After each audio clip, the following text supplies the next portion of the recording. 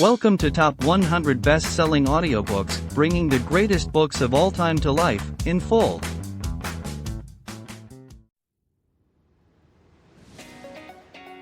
Hello dear listener. If you're here, it's probably because you're as passionate about books and the knowledge and wisdom they bring as we are. So you might also want to own this book or any other from this podcast in physical form, either to add to your personal library or to gift it to a friend. That's why we've included a link in the description, where you can get it at a discount and with shipping to almost anywhere in the world. Also, if you make your purchase through these links, the editors of this podcast will receive a small commission, which helps support us in continuing to upload more and more audiobooks for free. Let's make the world a better place through books, together. Pigeon Publishing House presents The Call of the Wild. Author, Jack London. Preface. In the frozen silence of the Yukon, where survival is a battle and instinct reigns supreme, a dog named Buck learns what it means to heed the call of the wild. Published in 1903, The Call of the Wild is Jack London's most celebrated masterpiece, a story of transformation, endurance, and the raw, untamed spirit of nature. Torn from the comfort of civilization and thrust into the brutal world of the Klondike Gold Rush, Buck's journey from loyal companion to wild leader mirrors humanity's eternal struggle between instinct and society, freedom and restraint. More than an adventure, this novel is a meditation on the primal forces that lie within all living beings, the courage to adapt, the will to survive, and the irresistible pull toward one's true nature. Through powerful imagery and emotional depth, London captures both the savagery and the beauty of life itself, reminding us that the wild is not merely a place, but a call that echoes within the soul. The Call of the Wild. 1. Into the Primitive. Old longing's nomadic leap chafing at custom's chain, again from its brumal sleep wakens the feline strain. Buck did not read the newspapers, or he would have known that trouble was brewing not alone for himself, but for every Tidewater dog, strong of muscle and with warm, long hair, from Puget Sound to San Diego. Because men, groping in the Arctic darkness, had found a yellow metal, and because steamship and transportation companies were booming the find, thousands of men were rushing into the Northland. These men wanted dogs, and the dogs they wanted were heavy dogs, with strong muscles by which to toil and furry coats to protect them from the frost. Buck lived at a big house in the sun-kissed Santa Clara Valley. Judge Miller's Place, it was called. It stood back from the road, half hidden among the trees, through which glimpses could be caught of the wide cool veranda that ran around its four sides. The house was approached by graveled driveways which wound about through wide-spreading lawns and under the interlacing boughs of tall poplars. At the rear things were on even a more spacious scale than at the front. There were great stables, where a dozen grooms and boys held forth, rows of vine-clad servants' cottages, an endless and orderly array of outhouses, long grape arbors, green pastures, orchards, and berry patches. Then there was the pumping plant for the artesian well, and the big cement tank where Judge Miller's boys took their morning plunge and kept cool in the hot afternoon. And over this great domain Buck ruled. Here he was born and here he had lived the 4 years of his life. It was true, there were other dogs. There could not but be other dogs on so vast a place, but they did not count. They came and went, resided in the populous kennels, or lived obscurely in the recesses of the house after the fashion of Toots, the Japanese pug, or Isabel, the Mexican hairless, strange creatures that rarely put nose out of doors or set foot to ground.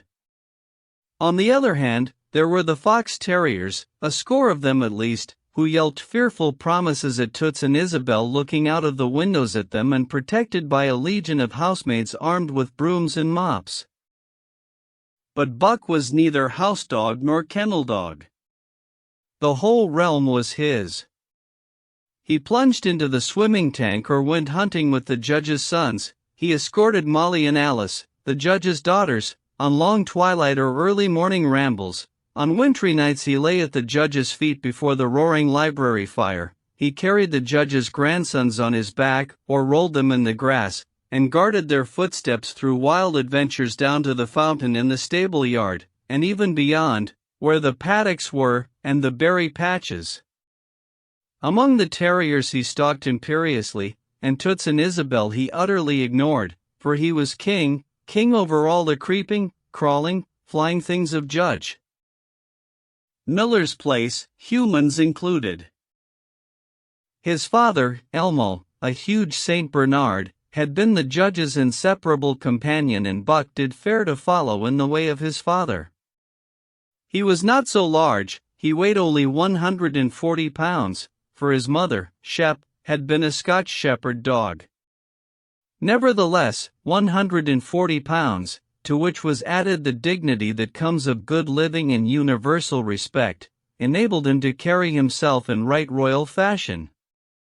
During the 4 years since his puppyhood he had lived the life of a sated aristocrat. He had a fine pride in himself, was ever a trifle egotistical, as country gentlemen sometimes become because of their insular situation.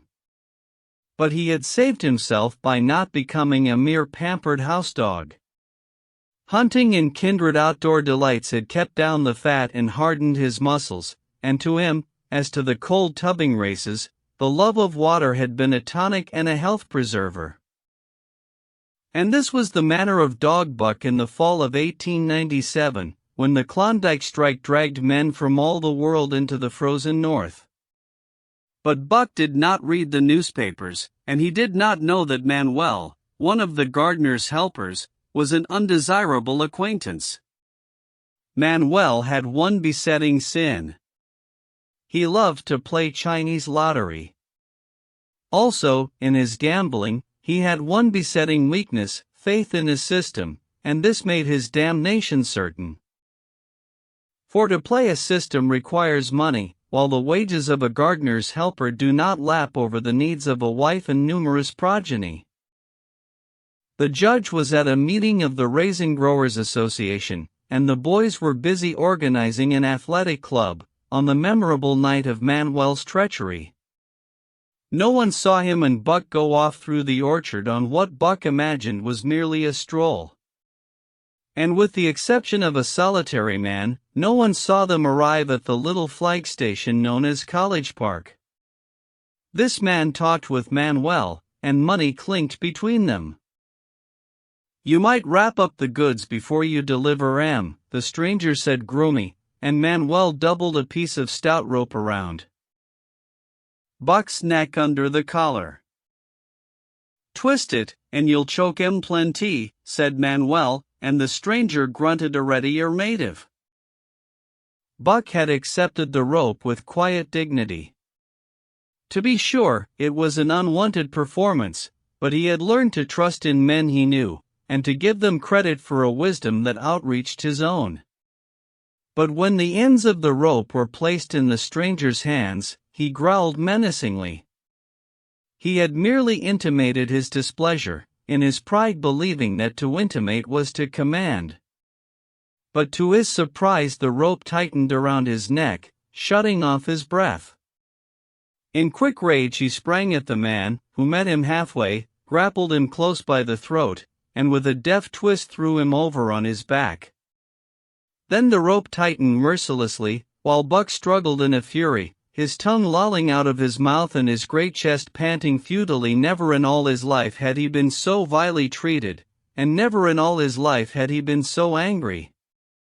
But his strength ebbed, his eyes glazed, and he knew nothing when the train was flagged and the two men threw him into the baggage car.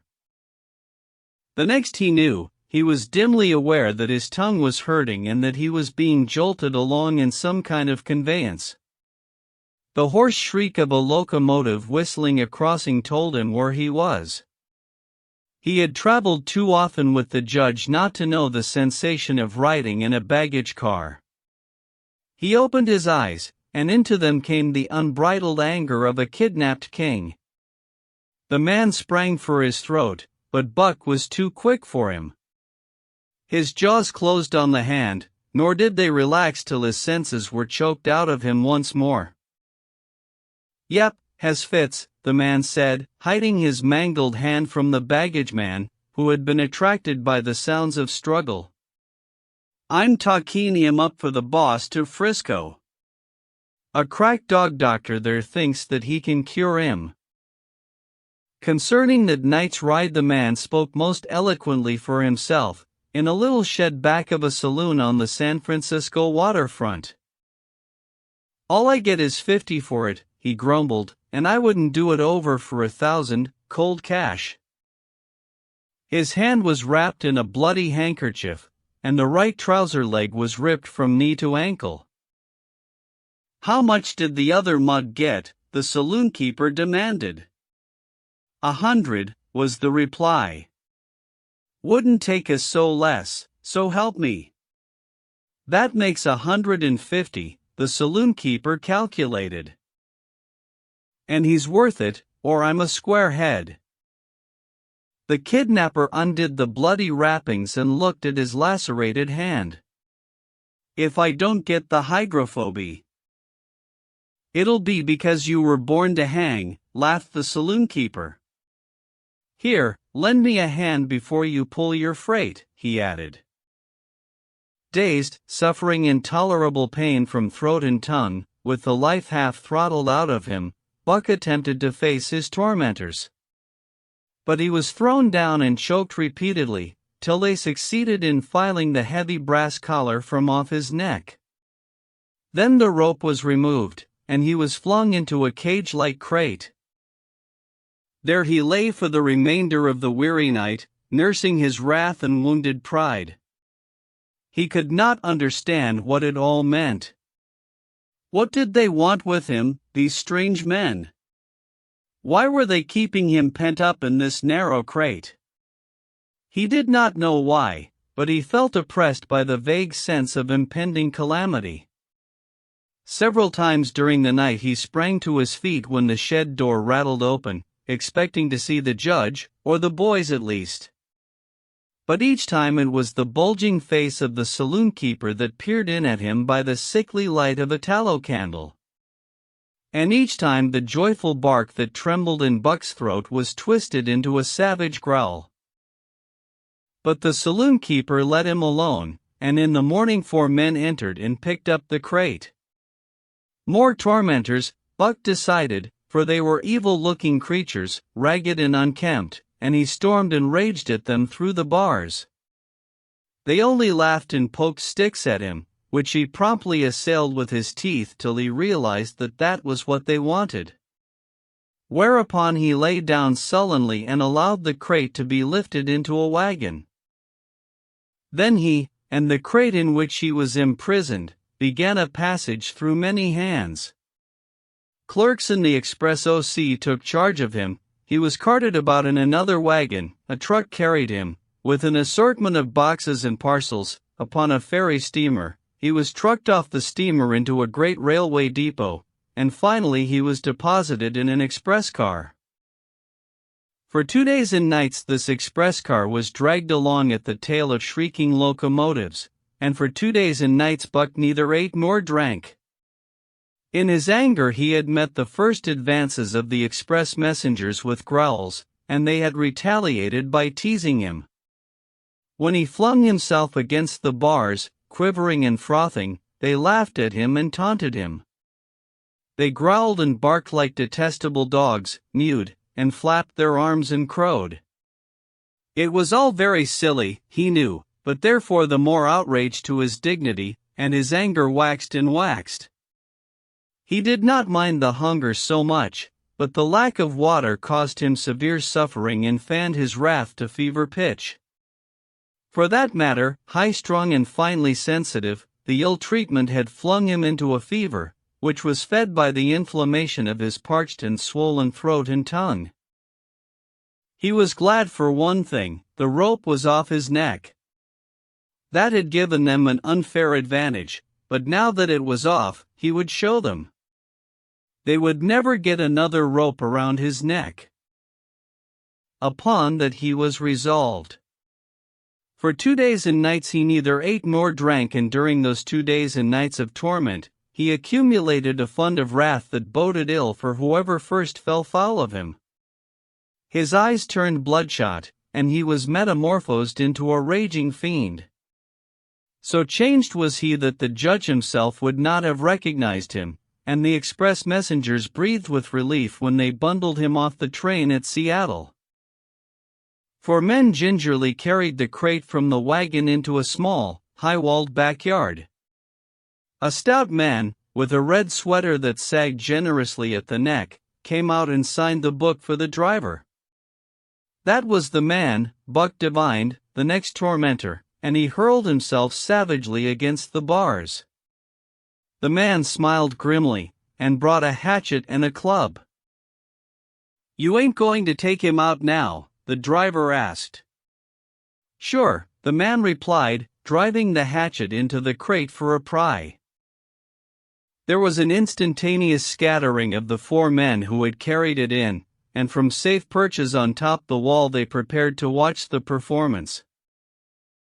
Buck rushed at the splintering wood, sinking his teeth into it, surging and wrestling with it. Wherever the hatchet fell on the outside, he was there on the inside, snarling and growling, as furiously anxious to get out as the man in the red sweater was calmly intent on getting him out.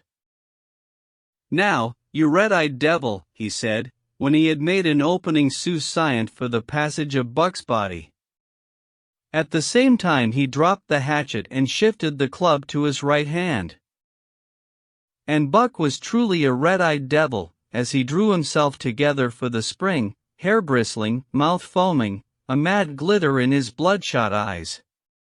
Straight at the man he launched his 140 pounds of fury, surcharged with the pent passion of 2 days and nights. In mid-air, just as his jaws were about to close on the man, he received a shock that checked his body and brought his teeth together with an agonizing clip. He whirled over, fetching the ground on his back and side. He had never been struck by a club in his life, and did not understand. With a snarl that was part bark and more scream, he was again on his feet and launched into the air. And again the shock came and he was brought crushingly to the ground. This time he was aware that it was the club, but his madness knew no caution. A dozen times he charged, and as often the club broke the charge and smashed him down. After a particularly fierce blow, he crawled to his feet, too dazed to rush. He staggered limply about, the blood flowing from nose and mouth and ears, his beautiful coat sprayed and flecked with bloody slaver. Then the man advanced and deliberately dealt him a frightful blow on the nose. All the pain he had endured was as nothing compared with the exquisite agony of this. With a roar that was almost lion-like in its ferocity, he again hurled himself at the man. But the man, shifting the club from right to left, coolly caught him by the under jaw, at the same time wrenching downward and backward. Buck described a complete circle in the air, and half of another, then crashed to the ground on his head and chest. For the last time he rushed. The man struck the shrewd blow he had purposely withheld for so long, and Buck crumpled up and went down, knocked utterly senseless. "He's no slouch at dog breakin', that's what I say," one of the men on the wall cried enthusiastically. "Druther break cayuses any day, and twice on Sundays," was the reply of the driver, as he climbed on the wagon and started the horses. Buck's senses came back to him, but not his strength. He lay where he had fallen, and from there he watched the man in the red sweater. "Answers to the name of Buck," the man soliloquized, quoting from the saloon keeper's letter which had announced the consignment of the crate and contents. "Well, Buck, my boy," he went on in a genial voice, "we've had our little ruction, and the best thing we can do is to let it go at that. You've learned your place, and I know mine. Be a good dog and all'll go well and the goose hang high. Be a bad dog, and I'll whale the stew in out of you. Understand? As he spoke he fearlessly patted the head he had so mercilessly pounded, and though Buck's hair involuntarily bristled at touch of the hand, he endured it without protest. When the man brought him water he drank eagerly, and later bolted a generous meal of raw meat, chunk by chunk, from the man's hand. He was beaten, he knew that, but he was not broken. He saw, once for all, that he stood no chance against a man with a club. He had learned the lesson, and in all his afterlife he never forgot it. That club was a revelation. It was his introduction to the reign of primitive law, and he met the introduction halfway. The facts of life took on a fiercer aspect, and while he faced that aspect uncowed, he faced it with all the latent cunning of his nature aroused. As the days went by, other dogs came, in crates, and at the ends of ropes, some docilely, and some raging and roaring as he had come, and, one and all, he watched them pass under the dominion of the man in the red sweater. Again and again, as he looked at each brutal performance, the lesson was driven home to Buck: a man with a club was a lawgiver, a master to be obeyed, though not necessarily conciliated. Of this last Buck was never guilty, though he did see beaten dogs that fawned upon the man, and wagged their tails, and licked his hand. Also he saw one dog, that would neither conciliate nor obey, finally killed in the struggle for mastery. Now and again men came, strangers, who talked excitedly, wheedlingly, and in all kinds of fashions to the man in the red sweater. And at such times that money passed between them the strangers took one or more of the dogs away with them. Buck wondered where they went, for they never came back, but the fear of the future was strong upon him, and he was glad each time when he was not selected. Yet his time came, in the end, in the form of a little weazened man who spat broken English and many strange and uncouth exclamations which Buck could not understand. "Sacredam," he cried, when his eyes lit upon Buck. "Dat one damn bully dog." "Eh?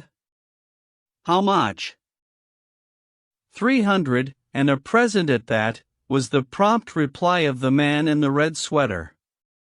"And seein' it's government money, you ain't got no cake coming, eh, Perrault?" Perrault grinned. Considering that the price of dogs had been boomed skyward by the unwanted demand, it was not an unfair sum for so fine an animal. The Canadian government would be no loser, nor would its dispatches travel the slower. Perrault knew dogs, and when he looked at Buck he knew that he was 1 in 1,000, 1 in 10,000, he commented mentally. Buck saw money pass between them, and was not surprised when Curly, a good-natured Newfoundland, and he were led away by the little weazened man. That was the last he saw of the man in the red sweater, and as Curly and he looked at receding Seattle from the deck of the Narwhal, it was the last he saw of the warm Southland. Curly and he were taken below by Perrault and turned over to a black-faced giant called Francois. Perrault was a French-Canadian, and swarthy, but Francois was a French-Canadian half-breed, and twice as swarthy. They were a new kind of men to Buck, of which he was destined to see many more, and while he developed no affection for them, he none the less grew honestly to respect them. He speedily learned that Perrault and Francois were fair men, calm and impartial in administering justice, and too wise in the way of dogs to be ever fooled by dogs. In the 'tween decks of the Narwhal, Buck and Curly joined 2 other dogs. One of them was a big, snow-white fellow from Spitzbergen who had been brought away by a whaling captain, and who had later accompanied a geological survey into the Barrens. He was friendly, in a treacherous sort of way, smiling into one's face the while he meditated some underhand trick, as, for instance, when he stole from Buck's food at the first meal. As Buck sprang to punish him, the lash of Francois's whip sang through the air, reaching the culprit first, and nothing remained to Buck but to recover the bone.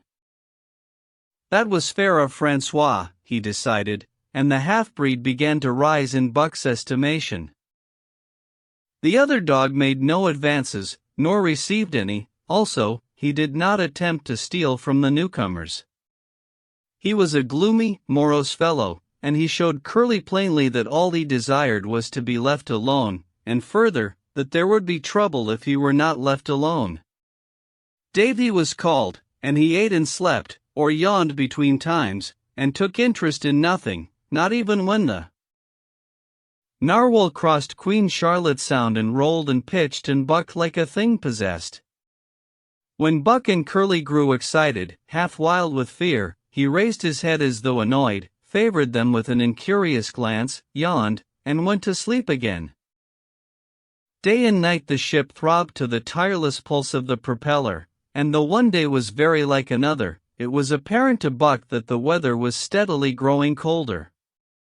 At last, one morning, the propeller was quiet, and the narwhal was pervaded with an atmosphere of excitement. He felt it, as did the other dogs, and knew that a change was at hand. Francois leashed them and brought them on deck. At the first step upon the cold surface, Buck's feet sank into a white mushy something very like mud. He sprang back with a snort. More of this white stuff was falling through the air. He shook himself, but more of it fell upon him. He sniffed it curiously, then licked some up on his tongue. It bit like fire, and the next instant was gone. This puzzled him. He tried it again, with the same result. The onlookers laughed uproariously, and he felt ashamed, he knew not why, for it was his first snow. 2. The Law of Club and Fong. Buck's first day on the Dyea beach was like a nightmare. Every hour was filled with shock and surprise. He had been suddenly jerked from the heart of civilization and flung into the heart of things primordial. No lazy, sun-kissed life was this, with nothing to do but loaf and be bored. Here was neither peace, nor rest, nor a moment's safety. All was confusion and action, and every moment life and limb were in peril. There was imperative need to be constantly alert, for these dogs and men were not town dogs and men. They were savages, all of them, who knew no law but the law of club and fong. He had never seen dogs fight as these wolfish creatures fought, and his first experience taught him an unforgettable lesson. It is true, it was a vicarious experience, else he would not have lived to profit by it. Curly was the victim. They were camped near the log store, where she, in her friendly way, made advances to a husky dog the size of a full-grown wolf, though not half so large as she. There was no warning, only a leap in like a flash, a metallic clip of teeth, a leap out equally swift, and Curly's face was ripped open from eye to jaw. It was the wolf manner of fighting, to strike and leap away, but there was more to it than this. 30 or 40 huskies ran to the spot and surrounded the combatants in an intent and silent circle. Buck did not comprehend that silent intentness, nor the eager way with which they were licking their chops. Curly rushed her antagonist, who struck again and leaped aside. He met her next rush with his chest, in a peculiar fashion that tumbled her off her feet. She never regained them. This was what the onlooking huskies had waited for. They closed in upon her, snarling and yelping, and she was buried, screaming with agony, beneath the bristling mass of bodies. So sudden was it, and so unexpected, that Buck was taken aback. He saw Spitz run out his scarlet tongue in a way he had of laughing, and he saw Francois swinging an axe, spring into the mess of dogs. 3 men with clubs were helping him to scatter them. It did not take long. 2 minutes from the time Curly went down, the last of her assailants were clubbed off. But she lay there limp and lifeless in the bloody, trampled snow, almost literally torn to pieces, the swart half-breed standing over her and cursing horribly. The scene often came back to Buck to trouble him in his sleep. So that was the way. No fair play. Once down, that was the end of you. Well, he would see to it that he never went down. Spitz ran out his tongue and laughed again, and from that moment Buck hated him with a bitter and deathless hatred. Before he had recovered from the shock caused by the tragic passing of Curly, he received another shock. Francois fastened upon him an arrangement of straps and buckles. It was a harness, such as he had seen the grooms put on the horses at home. And as he had seen horses work, so he was set to work, hauling Francois on a sled to the forest that fringed the valley, and returning with a load of firewood. Though his dignity was sorely hurt by thus being made a draft animal, he was too wise to rebel. He buckled down with a will and did his best, though it was all new and strange. Francois was stern, demanding instant obedience, and by virtue of his whip receiving instant obedience, while Dave, who was an experienced wheeler, nipped Buck's hindquarters whenever he was in error. Spitz was the leader, likewise experienced, and while he could not always get at Buck, he growled sharp reproof now and again, or cunningly threw his weight in the traces to jerk Buck into the way he should go. Buck learned easily, and under the combined tuition of his two mates and Francois made remarkable progress. Ere they returned to camp he knew enough to stop at hoe, to go ahead at mush, to swing wide on the bends, and to keep clear of the wheeler when the loaded sled shot downhill at their heels. "Treve are good dogs," Francois told Perrault. "Dat Buck, he'n pull like hell, I titch he'n quick as anyt ing." By afternoon, Perrault, who was in a hurry to be on the trail with his dispatches, returned with 2 more dogs. Billy and Joe he called them, 2 brothers, and true huskies both. Sons of the one mother though they were as different as day and night. Billy's one fault was his excessive good nature, while Joe was the very opposite, sour and introspective, with a perpetual snarl and a malignant eye. Buck received them in comradely fashion. Dave ignored them, while Spitz proceeded to thrash first one and then the other. Billy wagged his tail appeasingly, turned to run when he saw that appeasement was of no avail, and cried, still appeasingly, when Spitz's sharp teeth scored his flank. But no matter how Spitz circled, Joe whirled around on his heels to face him, mane bristling, ears laid back, lips writhing and snarling, jaws clipping together as fast as he could snap, and eyes diabolically gleaming, the incarnation of belligerent fear. So terrible was his appearance that Spitz was forced to forego disciplining him, but to cover his own discomfiture he turned upon the inoffensive and wailing Billy and drove him to the confines of the camp. By evening Perrault secured another dog, an old husky, long and lean and gaunt, with a battle-scarred face and a single eye which flashed a warning of prowess that commanded respect. He was called Sol-Lex, which means the angry one. Like Dave, he asked nothing, gave nothing, expected nothing, and when he marched slowly and deliberately into their midst, even Spitz left him alone. He had one peculiarity which Buck was unlucky enough to discover. He did not like to be approached on his blind side. Of this offense, Buck was unwittingly guilty, and the first knowledge he had of his indiscretion was when Sol-Lex whirled upon him and slashed his shoulder to the bone for 3 inches up and down. Forever after, Buck avoided his blind side, and to the last of their comradeship had no more trouble. His only apparent ambition, like Dave's, was to be left alone, though, as Buck was afterward to learn, each of them possessed one other and even more vital ambition. That night Buck faced the great problem of sleeping. The tent, illumined by a candle, glowed warmly in the midst of the white plain, and when he, as a matter of course, entered it, both Perrault and François bombarded him with curses and cooking utensils till he recovered from his consternation and fled ignominiously into the outer cold. A chill wind was blowing that nipped him sharply and bit with a special venom into his wounded shoulder. He lay down on the snow and attempted to sleep, but the frost soon drove him shivering to his feet. Miserable and disconsolate, he wandered about among the many tents, only to find that one place was as cold as another.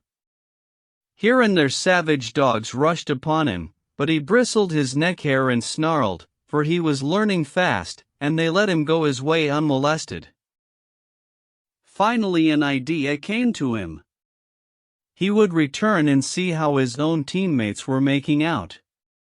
To his astonishment, they had disappeared. Again he wandered about through the great camp, looking for them, and again he returned. Were they in the tent? No, that could not be, else he would not have been driven out. Then where could they possibly be? With dropping tail and shivering body, very forlorn indeed, he aimlessly circled the tent. Suddenly the snow gave way beneath his 4 legs and he sank down. Something wriggled under his feet. He sprang back, bristling and snarling, fearful of the unseen and unknown. But a friendly little yelp reassured him, and he went back to investigate. A whiff of warm air ascended to his nostrils, and there, curled up under the snow in a snug ball, lay Billy.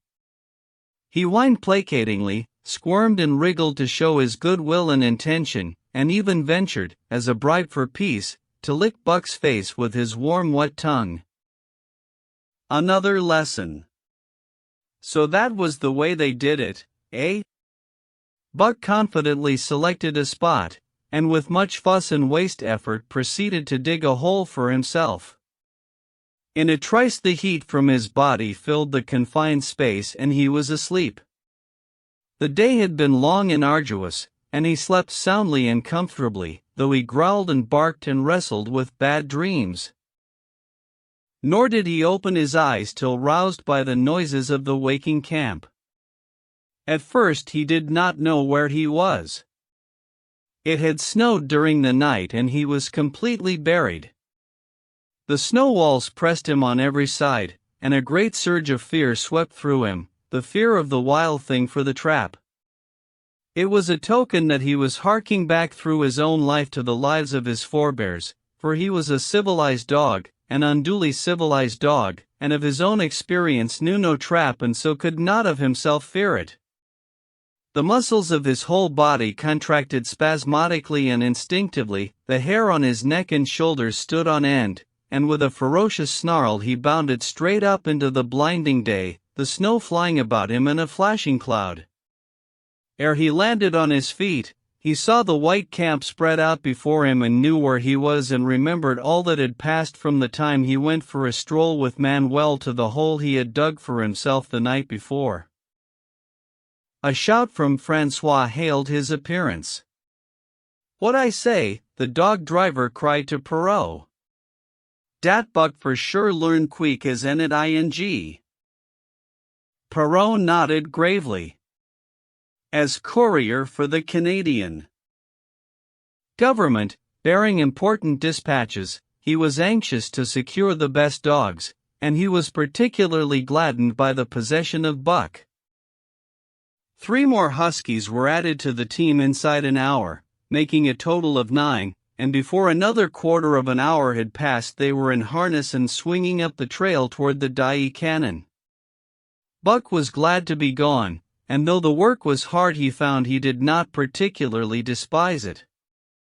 He was surprised at the eagerness which animated the whole team and which was communicated to him, but still more surprising was the change wrought in Dave and Sol-Lex.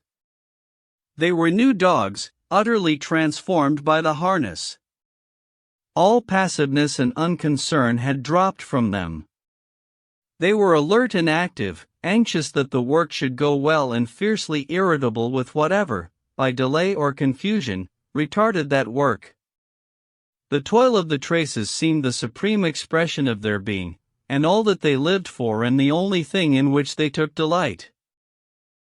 Dave was wheeler or sled dog, pulling in front of him was Buck, then came Sol Lex, the rest of the team was strung out ahead, single file, to the leader, which position was filled by Spitz. Buck had been purposely placed between Dave and Sol Lex so that he might receive instruction. Apt scholar that he was, they were equally apt teachers, never allowing him to linger long in error, and enforcing their teaching with sharp teeth. Dave was fair and very wise. He never nipped Buck without cause, and he never failed to nip him when he stood in need of it. As Francois's whip backed him up, Buck found it to be cheaper to mend his ways than to retaliate. Once, during a brief halt, when he got tangled in the traces and delayed the start, both Dave and Sol Lex flew at him and administered a sound trouncing. The resulting tangle was even worse, but Buck took good care to keep the traces clear thereafter, and ere the day was done, so well had he mastered his work, his mates about ceased nagging him. Francois's whip snapped less frequently, and Perrault even honored Buck by lifting up his feet and carefully examining them. It was a hard day's run, up the cannon, through Sheep Camp, past the scales and the timberline, across the glaciers and snowdrifts hundreds of feet deep, and over the great Chilkoot Divide, which stands between the salt water and the fresh, and guards forbiddingly the sad and lonely north. They made good time down the chain of lakes which fills the craters of extinct volcanoes, and late that night pulled into the huge camp at the head of Lake Bennett, where thousands of gold seekers were building boats against the breakup of the ice in the spring. Buck made his hole in the snow and slept the sleep of the exhausted just, but all too early was routed out in the cold darkness and harnessed with his mates to the sled. That day they made 40 miles, the trail being packed, but the next day, and for many days to follow, they broke their own trail, worked harder, and made poorer time. As a rule, Perrault traveled ahead of the team, packing the snow with webbed shoes to make it easier for them. Francois, guiding the sled at the G-pole, sometimes exchanged places with him, but not often. Perrault was in a hurry, and he prided himself on his knowledge of ice, which knowledge was indispensable, for the fall ice was very thin, and where there was swift water, there was no ice at all. Day after day, 4 days unending, Buck toiled in the traces. Always they broke camp in the dark, and the first gray of dawn found them hitting the trail with fresh miles reeled off behind them. And always they pitched camp after dark, eating their bit of fish, and crawling to sleep into the snow. Buck was ravenous. The pound and a half of sun-dried salmon, which was his ration for each day, seemed to go nowhere. He never had enough, and suffered from perpetual hunger pangs. Yet the other dogs, because they weighed less and were born to the life, received a pound only of the fish and managed to keep in good condition. He swiftly lost the fastidiousness which had characterized his old life. A dainty eater, he found that his mates, finishing first, robbed him of his unfinished ration. There was no defending it. While he was fighting off 2 or 3, it was disappearing down the throats of the others. To remedy this, he ate as fast as they, and, so greatly did hunger compel him, he was not above taking what did not belong to him. He watched and learned. When he saw Pike, one of the new dogs, a clever malingerer and thief, slyly steal a slice of bacon when Perrault's back was turned, he duplicated the performance the following day, getting away with the whole chunk. A great uproar was raised, but he was unsuspected, while Dub, an awkward blunderer who was always getting caught, was punished for Buck's misdeed. This first theft marked Buck as fit to survive in the hostile Northland environment. It marked his adaptability, his capacity to adjust himself to changing conditions, the lack of which would have meant swift and terrible death. It marked further decay or going to pieces of his moral nature, a vain thing and a handicap in the ruthless struggle for existence. It was all well enough in the Southland, under the law of love and fellowship, to respect private property and personal feelings, but in the Northland, under the law of club and fawn, whoso took such things into account was a fool, and in so far as he observed them he would fail to prosper. Not that Buck reasoned it out. He was fit, that was all, and unconsciously he accommodated himself to the new mode of life. All his days, no matter what the odds, he had never run from a fight. But the club of the man in the red sweater had beaten into him a more fundamental and primitive code. Civilized, he could have died for a moral consideration, say the defensive judge. Miller's riding whip, but the completeness of his decivilization was not evidenced by his ability to flee from the defense of a moral consideration and so save his hide. He did not steal for joy of it but because of the clamor of his stomach. He did not rob openly, but stole secretly and cunningly, out of respect for club and fawn. In short, the things he did were done because it was easier to do them than not to do them. His development, or retrogression, was rapid. His muscles became hard as iron, and he grew callous to all ordinary pain. He achieved an internal as well as external economy. He could eat anything, no matter how loathsome or indigestible, and, once eaten, the juices of his stomach extracted the last least particle of nutriment, and his blood carried it to the farthest reaches of his body, building it into the toughest and stoutest of tissues. Sight and scent became remarkably keen, while his hearing developed such acuteness that in his sleep he heard the faintest sound and knew whether it heralded peace or peril. He learned to bite the ice out with his teeth when it collected between his toes, and when he was thirsty and there was a thick scum of ice over the water hole, he would break it by rearing and striking it with stiff forelegs. His most conspicuous trait was an ability to scent the wind and forecast it a night in advance. No matter how breathless the air when he dug his nest by tree or bank, the wind that later blew inevitably found him to leeward, sheltered and snug. And not only did he learn by experience, but instincts long dead became alive again. The domesticated genera Tyans fell from him. In vague ways he remembered back to the youth of the breed, to the time the wild dogs ranged in packs through the primeval forest and killed their meat as they ran it down. It was no task for him to learn to fight with cut and slash and the quick wolf snap. In this manner had fought forgotten ancestors. They quickened the old life within him, and the old tricks which they had stamped into the heredity of the breed were his tricks.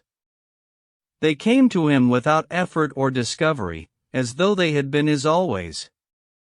And when, on the still cold nights, he pointed his nose at a star and howled long and wolf-like, it was his ancestors, dead in dust, pointing nose at star and howling down through the centuries and through him.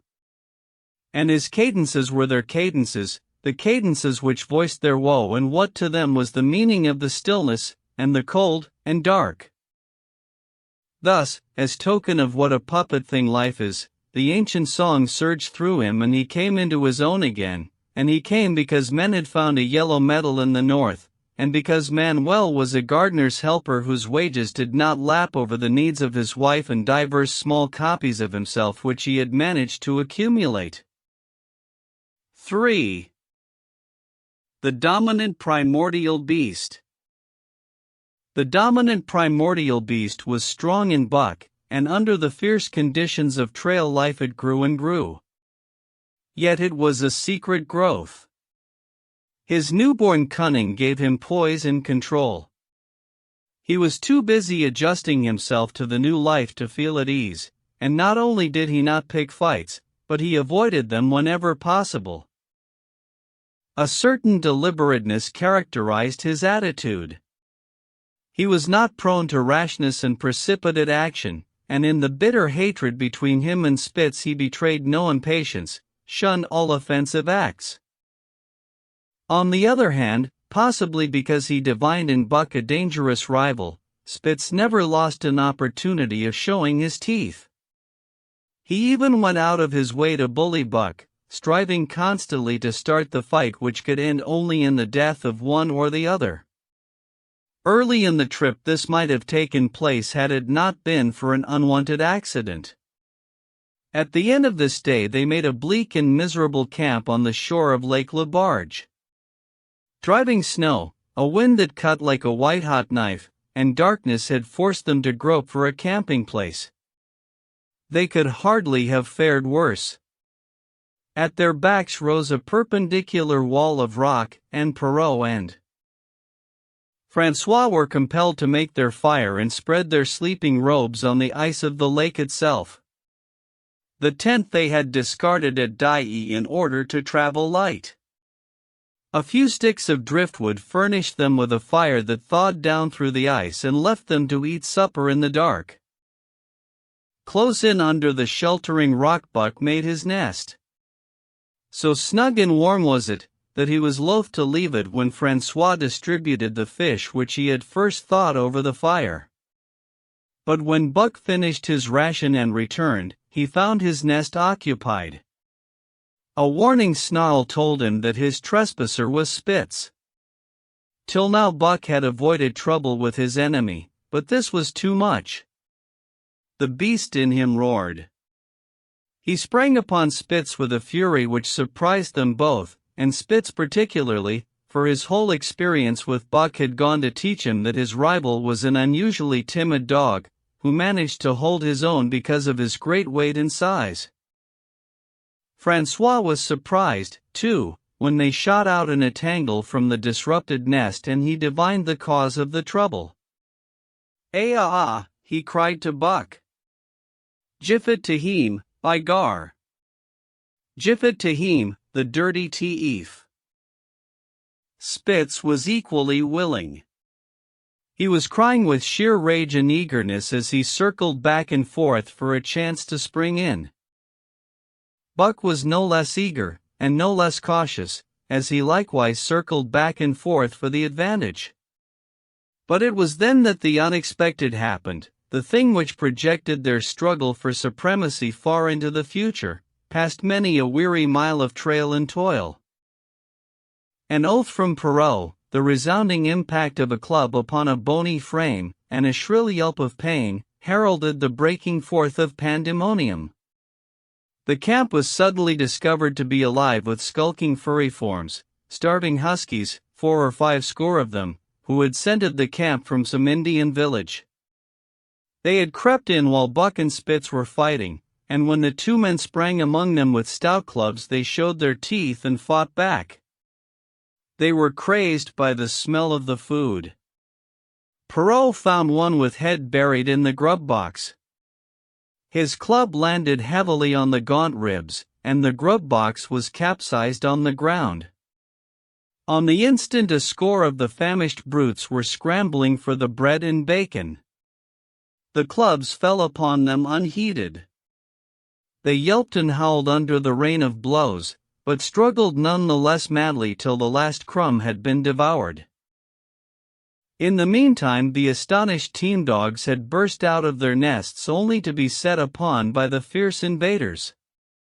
Never had Buck seen such dogs. It seemed as though their bones would burst through their skins. They were mere skeletons, draped loosely in draggled hides, with blazing eyes and slavered fangs. But the hunger madness made them terrifying, irresistible. There was no opposing them. The team dogs were swept back against the cliff at the first onset. Buck was beset by 3 huskies, and in a trice his head and shoulders were ripped and slashed. The din was frightful. Bill Lee was crying as usual. Dave and Sol-Lex, dripping blood from a score of wounds, were fighting bravely side by side. Joe was snapping like a demon. Once, his teeth closed on the foreleg of a husky, and he crunched down through the bone. Pike, the malingerer, leaped upon the crippled animal, breaking its neck with a quick flash of teeth and a jerk. Buck got a frothing adversary by the throat, and was sprayed with blood when his teeth sank through the jugular. The warm taste of it in his mouth goaded him to greater fierceness. He flung himself upon another, and at the same time felt teeth sink in his own throat. It was Spitz, treacherously attacking from the side. Perrault and Francois, having cleaned out their part of the camp, hurried to save their sled dogs. The wild wave of famished beasts rolled back before them, and Buck shook himself free. But it was only for a moment. The two men were compelled to run back to save the grub, upon which the huskies returned to the attack on the team. Bill Lee, terrified into bravery, sprang through the savage circle and fled away over the ice. Pike and Dub followed on his heels, with the rest of the team behind. As Buck drew himself together to spring after them, out of the tail of his eye he saw Spitz rush upon him with the evident intention of overthrowing him. Once off his feet and under that mass of huskies, there was no hope for him. But he braced himself to the shock of Spitz's charge, then joined the flight out on the lake. Later, the 9 team dogs gathered together and sought shelter in the forest. Though unpursued, they were in a sorry plight. There was not one who was not wounded in 4 or 5 places, while some were wounded grievously. Dub was badly injured in a hind leg. Dolly, the last husky added to the team at Dai, had a badly torn throat. Joe had lost an eye, while Billy, the good-natured, with an ear chewed and rent to ribbons, cried and whimpered throughout the night. At daybreak they limped warily back to camp, to find the marauders gone and the 2 men in bad tempers. Fully half their grub supply was gone. The huskies had chewed through the sled lashings and canvas coverings. In fact, nothing, no matter how remotely eatable, had escaped them. They had eaten a pair of Perrault's moosehide moccasins, chunks out of the leather traces, and even 2 feet of lash from the end of Francois's whip.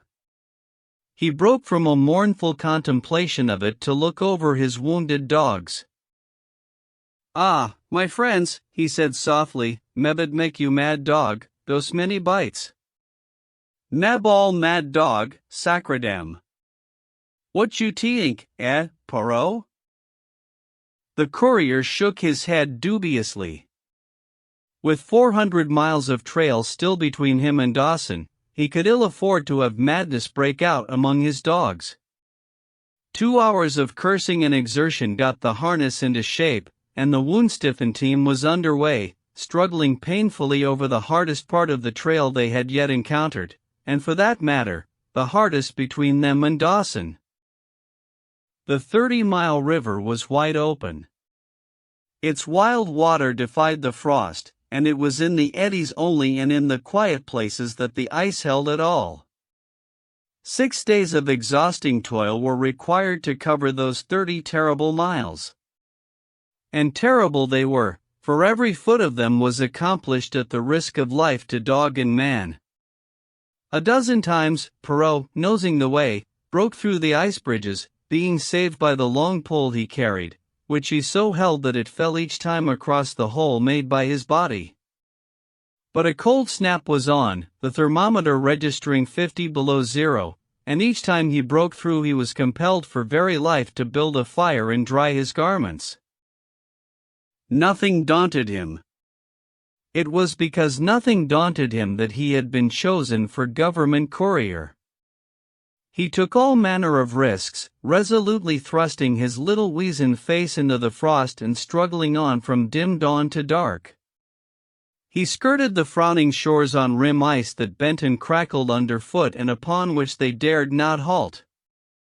Once, the sled broke through, with Dave and Buck, and they were half frozen and all but drowned by the time they were dragged out. The usual fire was necessary to save them. They were coated solidly with ice, and the two men kept them on the run around the fire, sweating and thawing, so close that they were singed by the flames.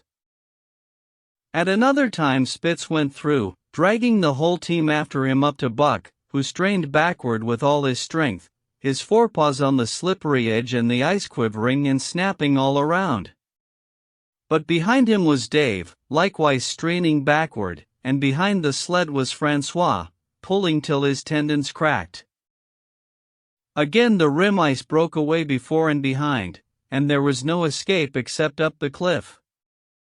Perrault scaled it by a miracle, while Francois prayed for just that miracle, and with every thong and sled lashing and the last bit of harness rove into a long rope, the dogs were hoisted, one by one, to the cliff crest. Francois came up last, after the sled and load. Then came the search for a place to descend, which descent was ultimately made by the aid of the rope, and night found them back on the river with a quarter of a mile to the day's credit. By the time they made the Hootalinqua and good ice, Buck was played out. The rest of the dogs were in like condition, but Perrault, to make up lost time, pushed them late and early. The first day they covered 35 miles to the Big Salmon, the next day 35 more to the Little Salmon, the third day 40 miles, which brought them well up towards the Five Fingers. Buck's feet were not so compact and hard as the feet of the huskies.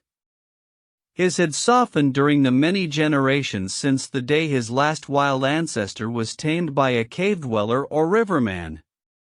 All day long he limped in agony, and camp once made, lay down like a dead dog. Hungry as he was, he would not move to receive his ration of fish, which Francois had to bring to him. Also, the dog driver rubbed Buck's feet for half an hour each night after supper, and sacrificed the tops of his own moccasins to make 4 moccasins for Buck. This was a great relief, and Buck caused even the weazened face of Perrault to twist itself into a grin one morning, when Francois forgot the moccasins and Buck lay on his back, his 4 feet waving appealingly in the air, and refused to budge without them. Later his feet grew hard to the trail, and the worn-out footgear was thrown away.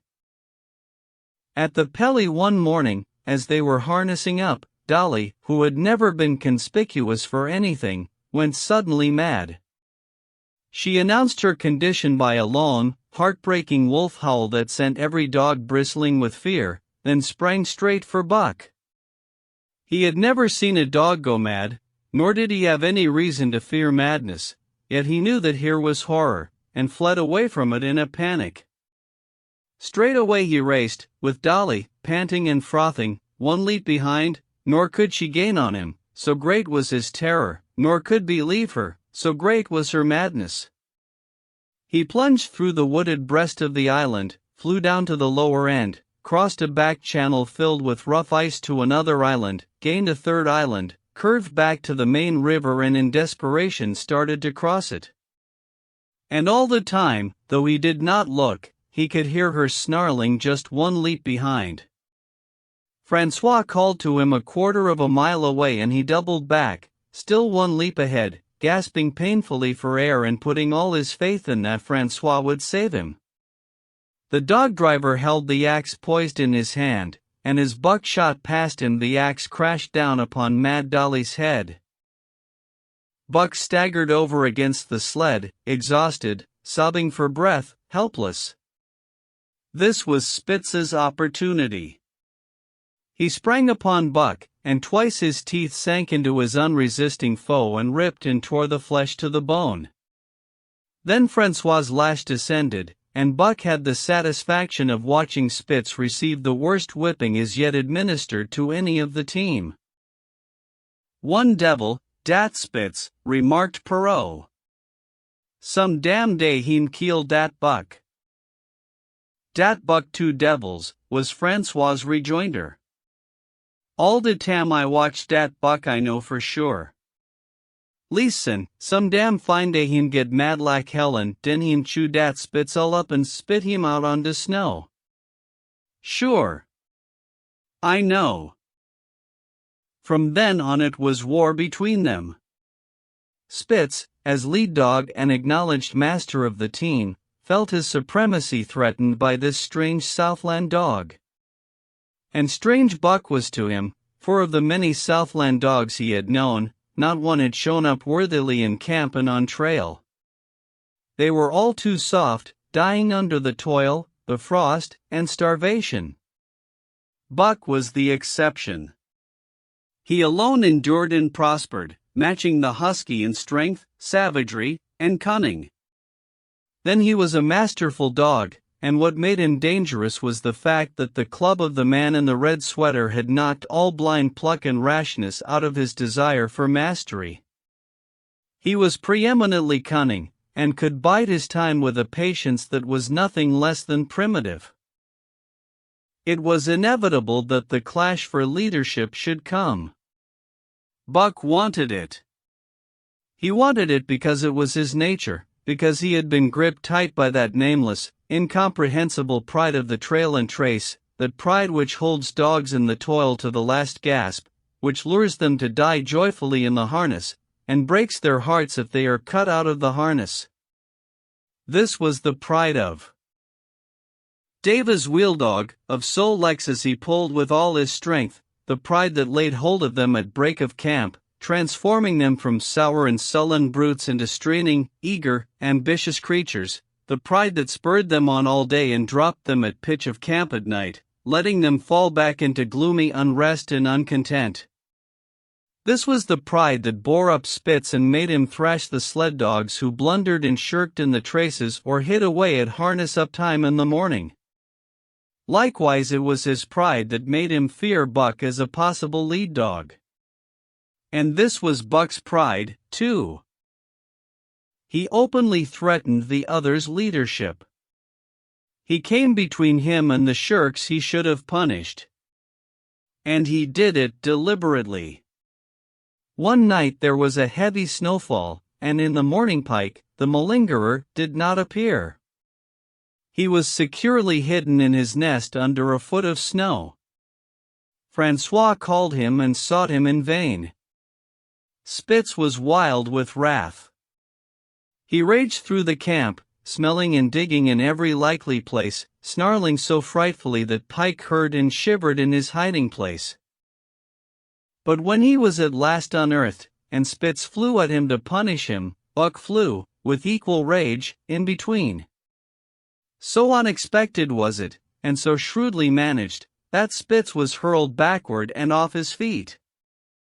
Pike, who had been trembling abjectly, took heart at this open mutiny, and sprang upon his overthrown leader. Buck, to whom fair play was a forgotten code, likewise sprang upon Spitz. But Francois, chuckling at the incident while unswerving in the administration of justice, brought his lash down upon Buck with all his might. This failed to drive Buck from his prostrate rival, and the butt of the whip was brought into play. Half stunned by the blow, Buck was knocked backward and the lash laid upon him again and again, while Spitz soundly punished the many times offending Pike. In the days that followed, as Dawson grew closer and closer, Buck still continued to interfere between Spitz and the culprits, but he did it craftily, when Francois was not around. With the covert mutiny of Buck, a general insubordination sprang up and increased. Dave and Solix were unaffected, but the rest of the team went from bad to worse. Things no longer went right. There was continual bickering and jangling. Trouble was always afoot, and at the bottom of it was Buck. He kept Francois busy, for the dog driver was in constant apprehension of the life and death struggle between the two, which he knew must take place sooner or later, and on more than one night the sounds of quarreling and strife among the other dogs turned him out of his sleeping robe, fearful that Buck and Spitz were at it. But the opportunity did not present itself, and they pulled into Dawson one dreary afternoon with the great fight still to come. Here were many men, and countless dogs, and Buck found them all at work. It seemed the ordained order of things that dogs should work. All day they swung up and down the main street in long teams, and in the night their jingling bells still went by.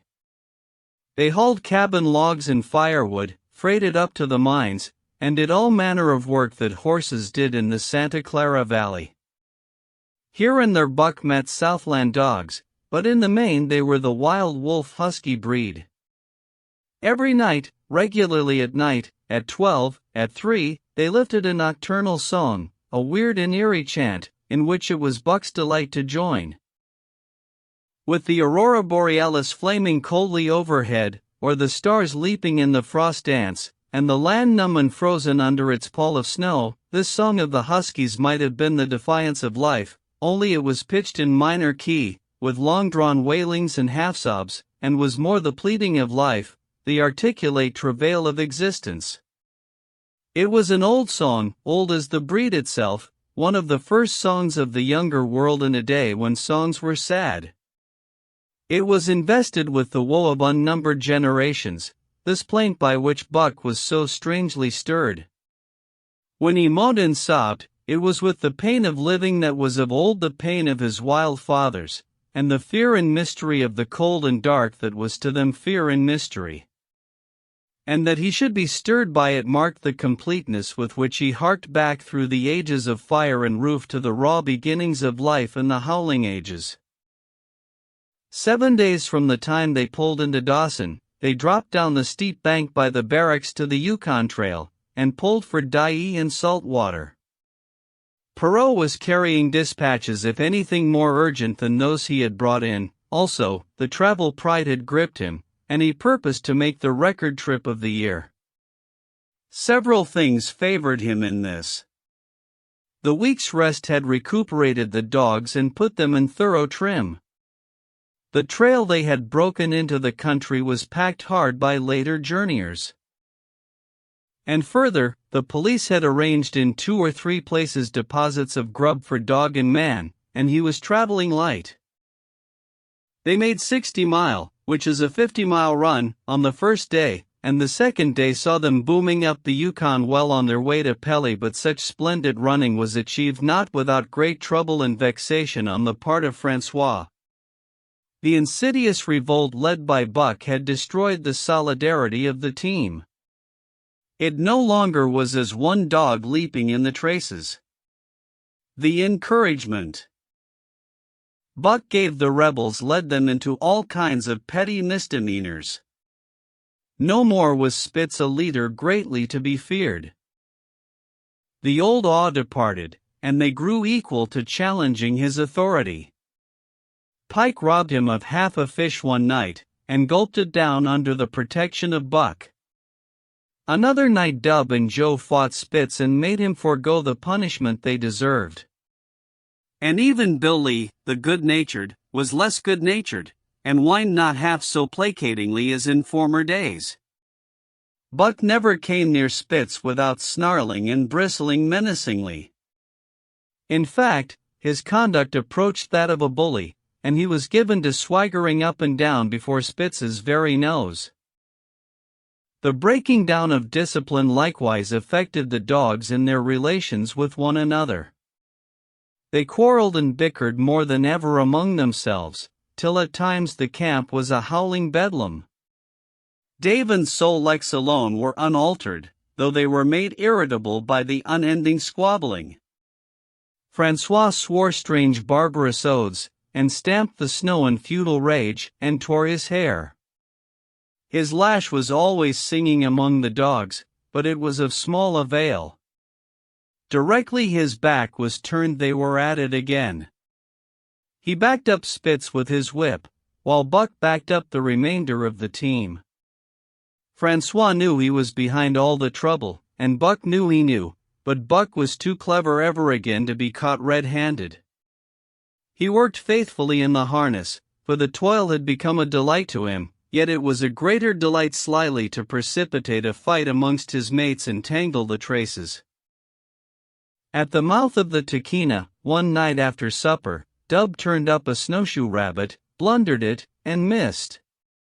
In a second the whole team was in full cry. 100 yards away was a camp of the Northwest Police, with 50 dogs, huskies all, who joined the chase. The rabbit sped down the river, turned off into a small creek, up the frozen bed of which it held steadily.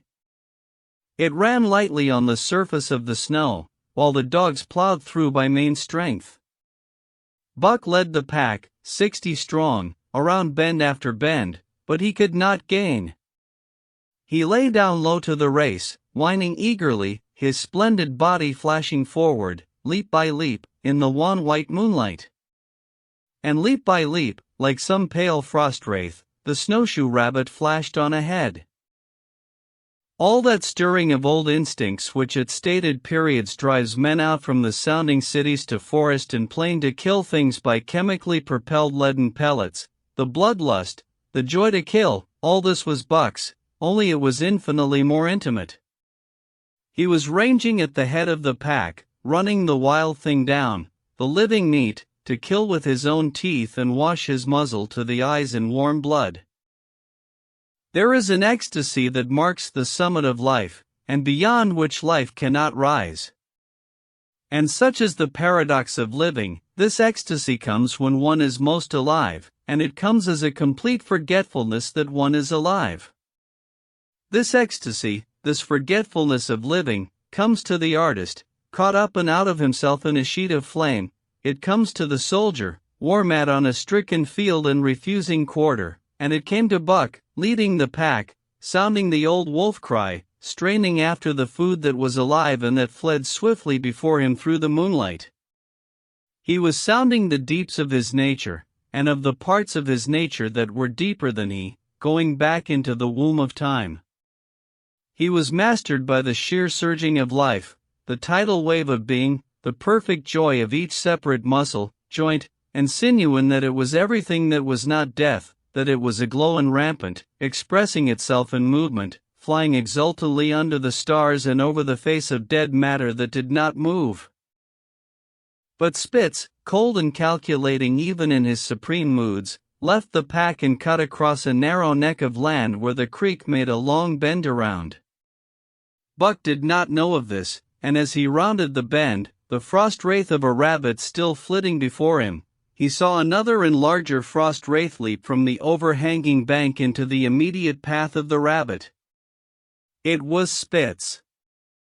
The rabbit could not turn, and as the white teeth broke its back in midair it shrieked as loudly as a stricken man may shriek. At sound of this, the cry of life plunging down from life's apex in the grip of death, the full pack at Buck's heels raised a hell's chorus of delight. Buck did not cry out. He did not check himself, but drove in upon Spitz, shoulder to shoulder, so hard that he missed the throat. They rolled over and over in the powdery snow. Spitz gained his feet almost as though he had not been overthrown, slashing Buck down the shoulder and leaping clear. Twice his teeth clipped together, like the steel jaws of a trap, as he backed away for better footing, with lean and lifting lips that writhed and snarled.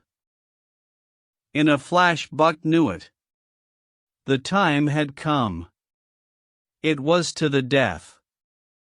As they circled about, snarling, ears laid back, keenly watchful for the advantage, the scene came to Buck with a sense of familiarity. He seemed to remember it all, the white woods, and earth, and moonlight, and the thrill of battle. Over the whiteness and silence brooded a ghostly calm. There was not the faintest whisper of air, nothing moved, not a leaf quivered, the visible breaths of the dogs rising slowly and lingering in the frosty air. They had made short work of the snowshoe rabbit, these dogs that were ill-tamed wolves, and they were now drawn up in an expectant circle. They, too, were silent, their eyes only gleaming and their breaths drifting slowly upward. To Buck it was nothing new or strange, this scene of old time. It was as though it had always been the wonted way of things.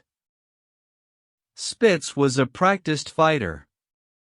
From Spitzbergen through the Arctic, and across Canada and the Barrens, he had held his own with all manner of dogs and achieved to mastery over them. Bitter rage was his, but never blind rage. In passion to rend and destroy, he never forgot that his enemy was in like passion to rend and destroy. He never rushed till he was prepared to receive a rush, never attacked till he had first defended that attack. In vain Buck strove to sink his teeth in the neck of the big white dog.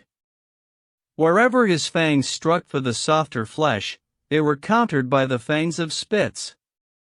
Fang clashed fang, and lips were cut and bleeding, but Buck could not penetrate his enemy's guard.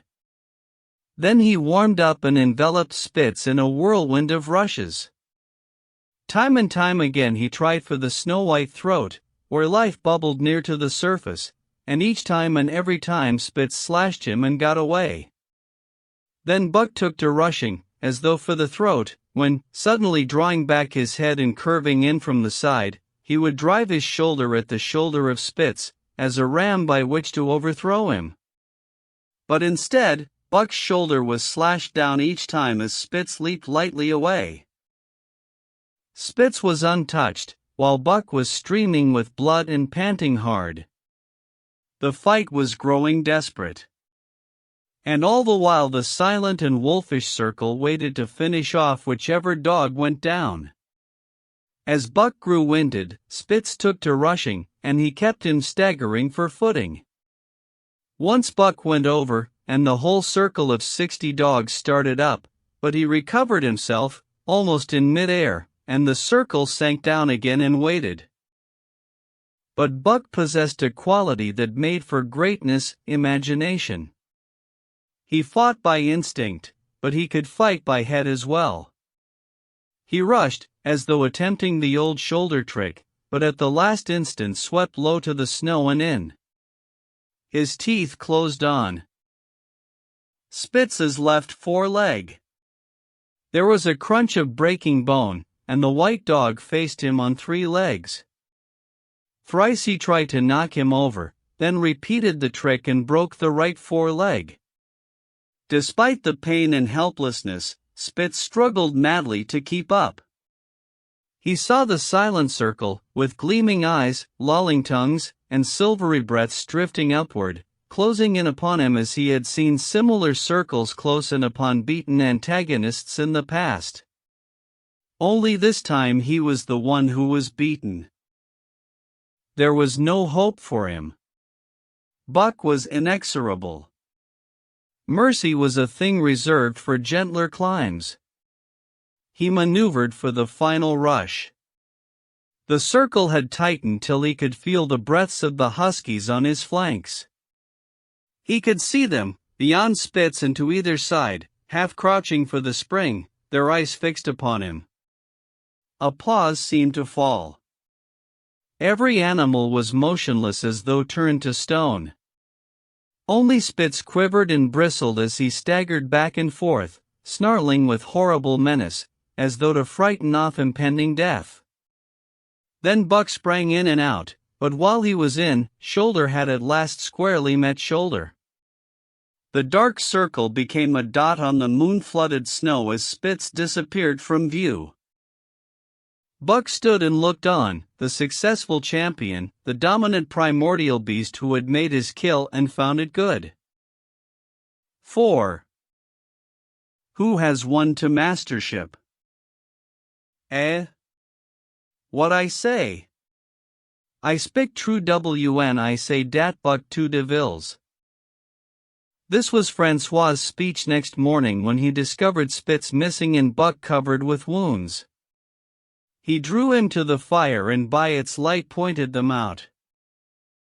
Dat Spitz fight like hell, said Perrault, as he surveyed the gaping rips and cuts. And dat Buck fight like 2 hells, was Francois's answer. And now we make good time. No more Spitz, no more trouble, sure. While Perrault packed the camp outfit and loaded the sled, the dog driver proceeded to harness the dogs.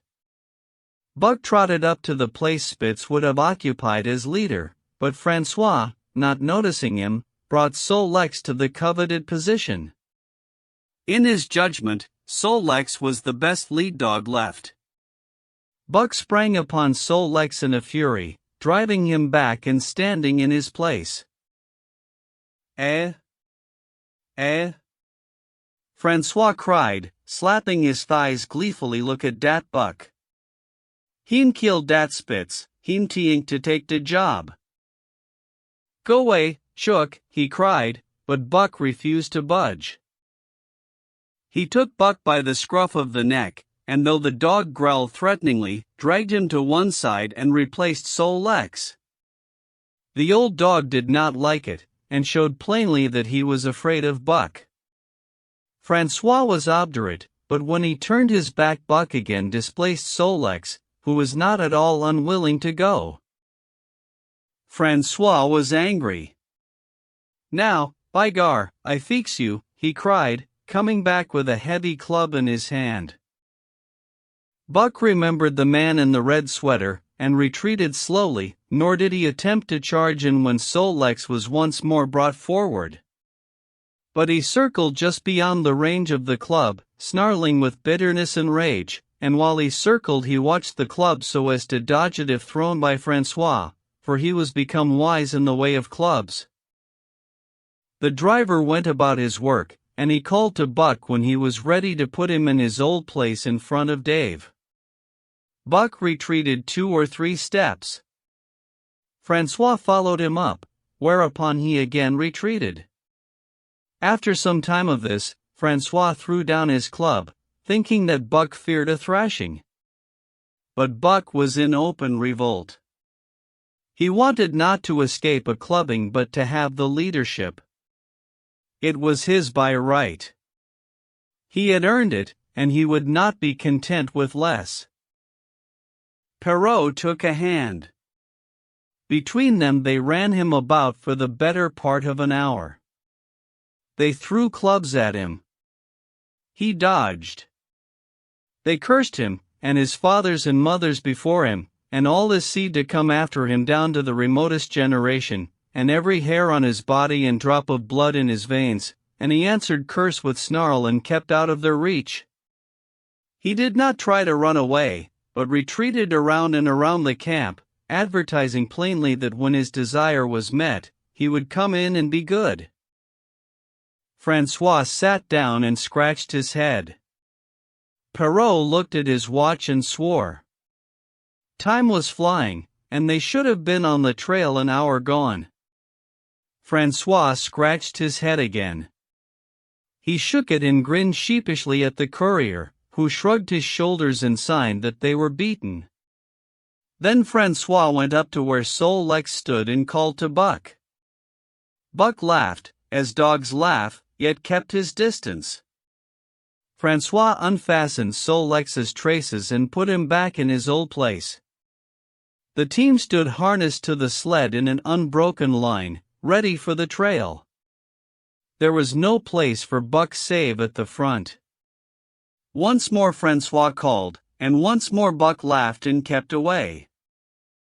"Throw down de club," Perrault commanded.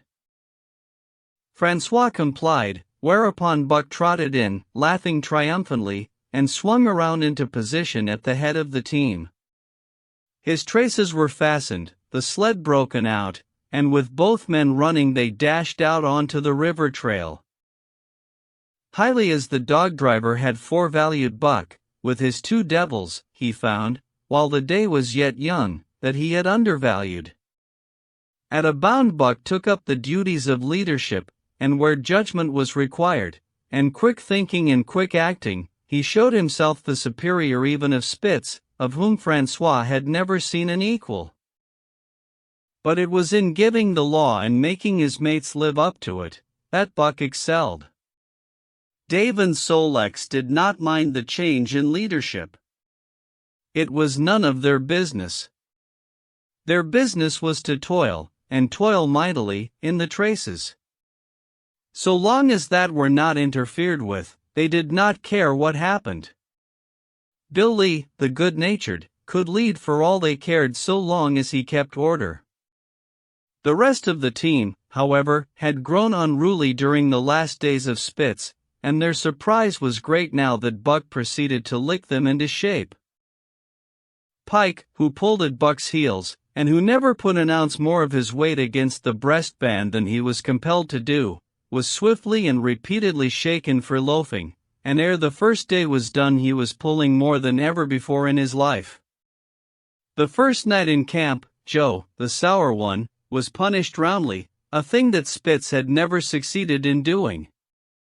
Buck simply smothered him by virtue of superior weight, and cut him up till he ceased snapping and began to whine for mercy. The general tone of the team picked up immediately. It recovered its old-time solidarity, and once more the dogs leaped as one dog in the traces. At the rink rapids 2 native huskies, Teak and Kuna, were added, and the celerity with which Buck broke them in took Francois's breath. "Never such a dog as dat Buck," he cried. "No, never. Heem worth $1,000, by gar." "Eh? What you say, Perrault?" And Perrault nodded. He was ahead of the record then, and gaining day by day. The trail was in excellent condition, well packed and hard, and there was no new fallen snow with which to contend. It was not too cold. The temperature dropped to 50 below zero and remained there the whole trip. The men rode and ran by turn, and the dogs were kept on the jump, with but infrequent stoppages. The 30-mile river was comparatively coated with ice, and they covered in one day going out what had taken them 10 days coming in. In one run they made a 60-mile dash from the foot of Lake LaBarge to the White Horse Rapids.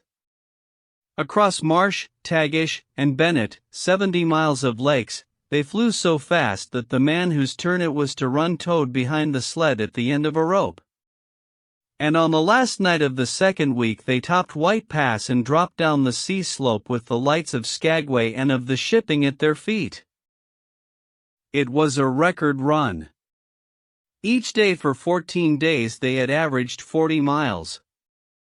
For 3 days Perrault and Francois threw chests up and down the main street of Skagway and were deluged with invitations to drink, while the team was the constant center of a worshipful crowd of dogbusters and mushers. Then 3 or 4 Western bad men aspired to clean out the town, were riddled like pepper boxes for their pains, and public interest turned to other idols. Next came Ocile orders. Francois called Buck to him, threw his arms around him, wept over him. And that was the last of Francois and Perrault. Like other men, they passed out of Buck's life for good. A Scotch half-breed took charge of him and his mates, and in company with a dozen other dog teams he started back over the weary trail to Dawson. It was no light running now, nor record time, but heavy toil each day, with a heavy load behind, for this was the mail train, carrying word from the world to the men who sought gold under the shadow of the pole. Buck did not like it, but he bore up well to the work, taking pride in it after the manner of Dave and Solex, and seeing that his mates, whether they prided in it or not, did their fair share. It was a monotonous life, operating with machine-like regularity. One day was very like another.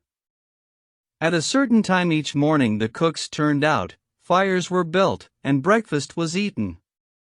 Then, while some broke camp, others harnessed the dogs, and they were under way an hour or so before the darkness fell which gave warning of dawn. At night, camp was made. Some pitched the flies, others cut firewood and pine boughs for the beds, and still others carried water or ice for the cooks. Also, the dogs were fed. To them, this was the one feature of the day, though it was good to loaf around, after the fish was eaten, for an hour or so with the other dogs, of which there were 50 and odd. There were fierce fighters among them, but 3 battles with the fiercest brought Buck to mastery, so that when he bristled and showed his teeth they got out of the way. Best of all, perhaps, he loved to lie near the fire, hind legs crouched under him, for legs stretched out in front, head raised, and eyes blinking dreamily at the flames. Sometimes he thought of Judge Miller's big house in the sun-kissed Santa Clara Valley, and of the cement swimming tank, and Isabel, the Mexican hairless, and Toots, the Japanese pug, but oftener he remembered the man in the red sweater, the death of Curly, the great fight with Spitz, and the good things he had eaten or would like to eat. He was not homesick. The Sunland was very dim and distant, and such memories had no power over him.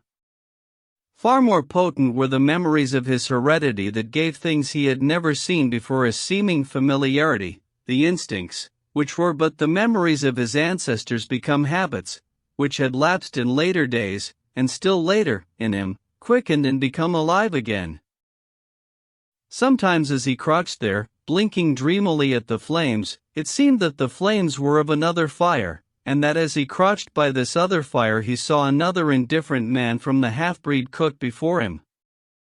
This other man was shorter of leg and longer of arm, with muscles that were stringy and knotty rather than rounded and swelling. The hair of this man was long and matted, and his head slanted back under it from the eyes. He uttered strange sounds, and seemed very much afraid of the darkness, into which he peered continually, clutching in his hand, which hung midway between knee and foot, a stick with a heavy stone made fast to the end. He was all but naked, a ragged and fire-scorched skin hanging part way down his back, but on his body there was much hair. In some places, across the chest and shoulders and down the outside of the arms and thighs, it was matted into almost a thick fur. He did not stand erect, but with trunk inclined forward from the hips, on legs that bent at the knees.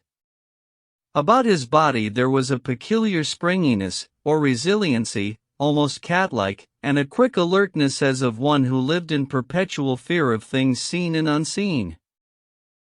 At other times this hairy man squatted by the fire with head between his legs and slept.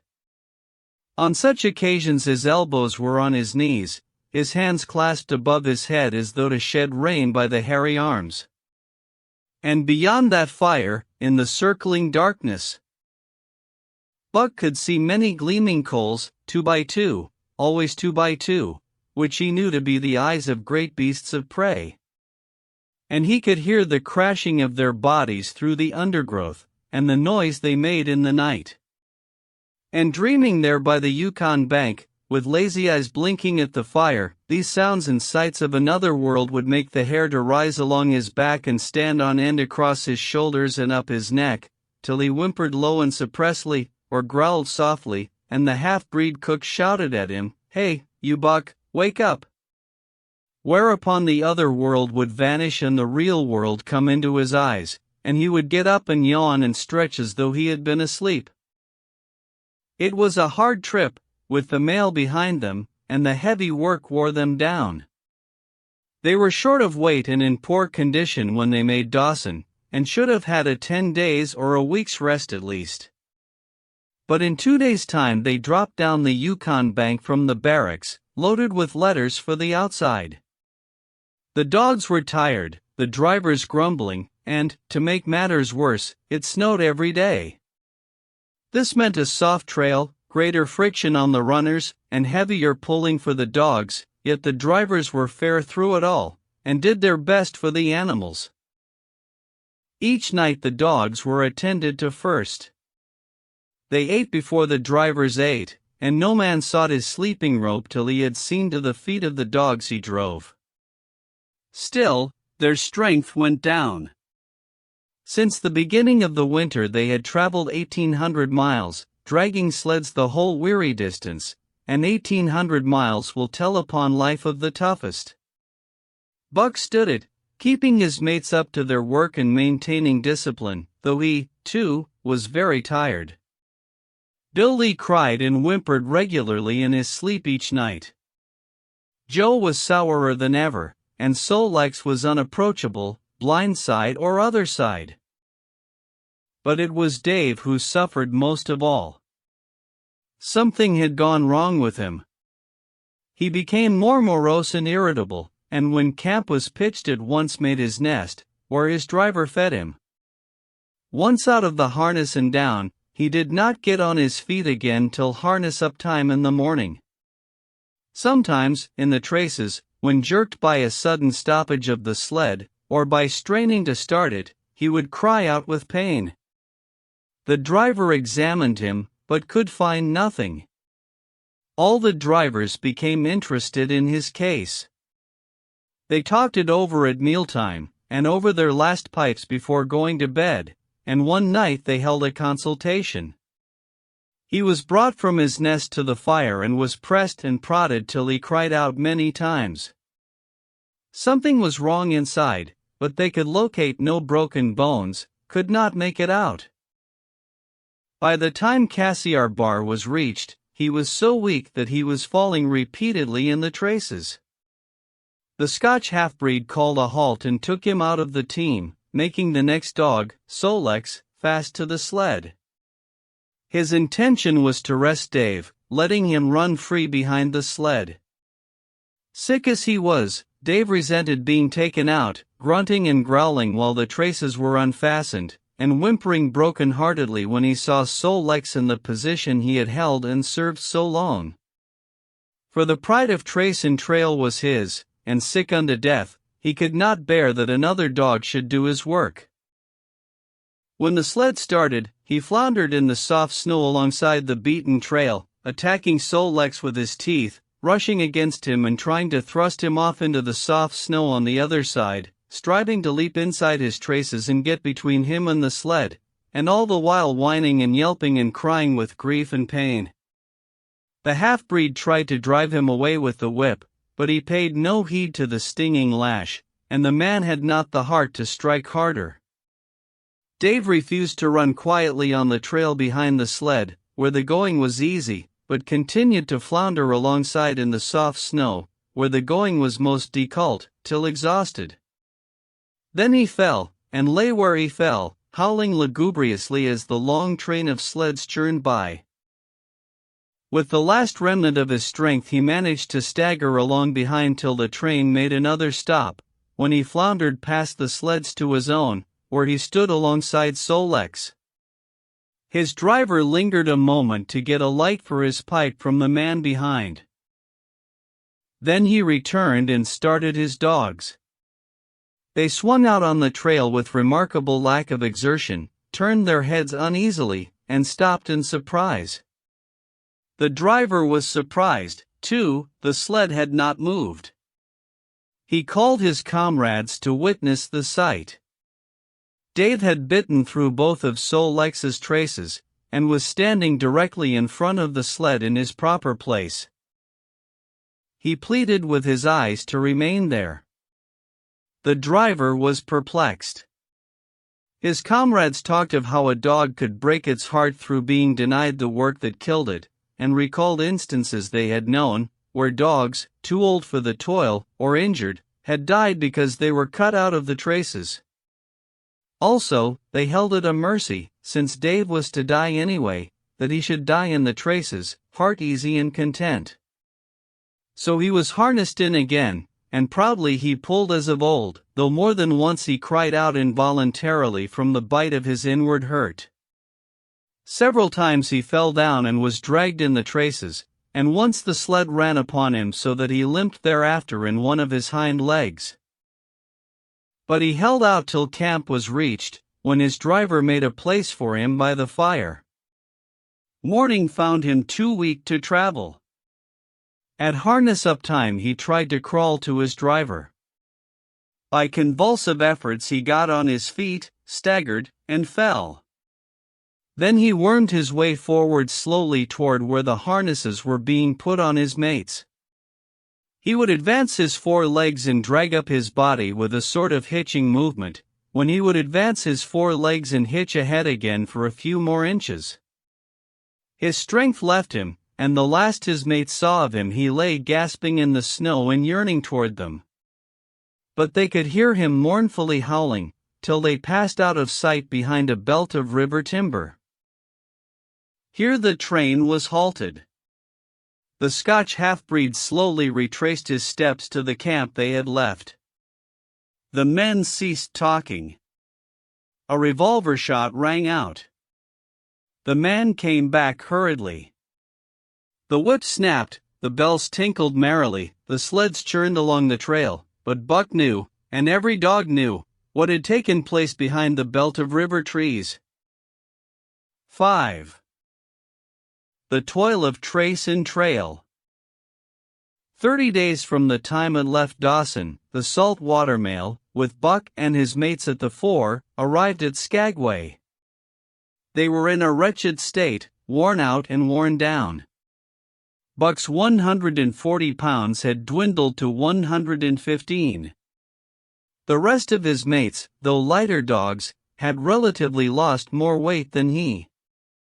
Pike, the malingerer who, in his lifetime of deceit, had often successfully feigned a hurt leg, was now limping in earnest. Sol-leks was limping, and Dub was suffering from a wrenched shoulder blade. They were all terribly footsore. No spring or rebound was left in them. Their feet fell heavily on the trail, jarring their bodies and doubling the fatigue of a day's travel. There was nothing the matter with them except that they were dead tired. It was not the dead tiredness that comes through brief and excessive effort, from which recovery is a matter of hours, but it was the dead tiredness that comes through the slow and prolonged strength drainage of months of toil. There was no power of recuperation left, no reserve strength to call upon. It had been all used, the last least bit of it. Every muscle, every fiber, every cell, was tired, dead tired. And there was reason for it. In less than 5 months they had traveled 2,500 miles, during the last 1,800 of which they had had but 5 days' rest. When they arrived at Skagway they were apparently on their last legs. They could barely keep the traces taut, and on the downgrades just managed to keep out of the way of the sled. "Mush on, poor sore feets," the driver encouraged them as they tottered down the main street of Skagway. "This is the loss. Den we get one long res. Eh? For sure. One bully long res." The drivers confidently expected a long stopover. Themselves, they had covered 1,200 miles with 2 days' rest, and in the nature of reason and common justice they deserved an interval of loafing. But so many were the men who had rushed into the Klondike, and so many were the sweethearts, wives, and kin that had not rushed in, that the congested mail was taking on alpine proportions. Also there were Osceola orders. Fresh batches of Hudson Bay dogs were to take the places of those worthless for the trail. The worthless ones were to be got rid of, and since dogs count for little against dollars, they were to be sold. 3 days passed, by which time Buck and his mates found how really tired and weak they were. Then, on the morning of the 4th day, 2 men from the States came along and bought them, harness and all, for a song. The men addressed each other as Hal and Charles. Charles was a middle-aged, lightish-colored man, with weak and watery eyes and a mustache that twisted fiercely and vigorously up, giving the lie to the limply drooping lip it concealed. Hal was a youngster of 19 or 20, with a big Colt's revolver and a hunting knife strapped about him on a belt that fairly bristled with cartridges. This belt was the most salient thing about him. It advertised his callowness, a callowness sheer and unutterable. Both men were manifestly out of place, and why such as they should adventure the north is part of the mystery of things that passes understanding. Buck heard the chaffering, saw the money pass between the man and the government agent, and knew that the Scotch half-breed and the mail train drivers were passing out of his life on the heels of Perrault and Francois and the others who had gone before. When driven with his mates to the new owner's camp, Buck saw a slipshod and slovenly affair, tent half-stretched, dishes unwashed, everything in disorder. Also, he saw a woman. Mercedes the men called her.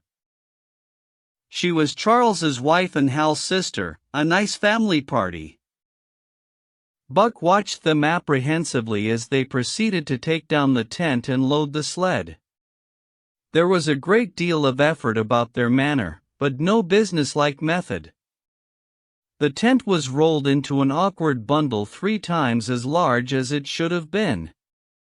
The tin dishes were packed away unwashed. Mercedes continually fluttered in the way of her men and kept up an unbroken chattering of remonstrance and advice. When they put a clothes sack on the front of the sled, she suggested it should go on the back, and when they had put it on the back, and covered it over with a couple of other bundles, she discovered overlooked articles which could abide nowhere else but in that sack, and they unloaded again. 3 men from a neighboring tent came out and looked on, grinning and winking at one another. "You've got a right smart load as it is," said one of them, "and it's not me should tell you your business, but I wouldn't tote that tent along if I was you." "Undreamed of," cried Mercedes, throwing up her hands in dainty dismay. "However in the world could I manage without a tent?" "It's springtime, and you won't get any more cold weather," the man replied. She shook her head decidedly, and Charles and Hal put the last odds and ends on top the mountainous load. "Think it'll ride?" one of the men asked. "Why shouldn't it?" Charles demanded rather shortly. "Oh, that's all right, the man hastened meekly to say. "I was just wonderin', that is all. It seemed a mite top heavy." Charles turned his back and drew the lashing down as well as he could, which was not in the least well. "And of course the dogs can hike along all day with that contraption behind them," murmured a second of the men. "Certainly," said Hal, with freezing politeness, taking hold of the gee-pole with one hand and swinging his whip from the other. "Mush," he shouted. "Mush on there!" The dogs sprang against the breastbands, strained hard for a few moments, then relaxed. They were unable to move the sled. "The lazy brutes, I'll show them," he cried, preparing to lash out at them with the whip.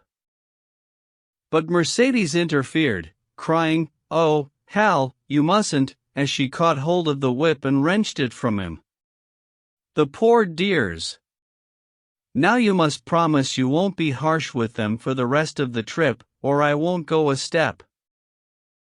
"Precious lot you know about dogs," her brother sneered, "and I wish you'd leave me alone. They're lazy, I tell you, and you've got to whip them to get anything out of them. That's their way.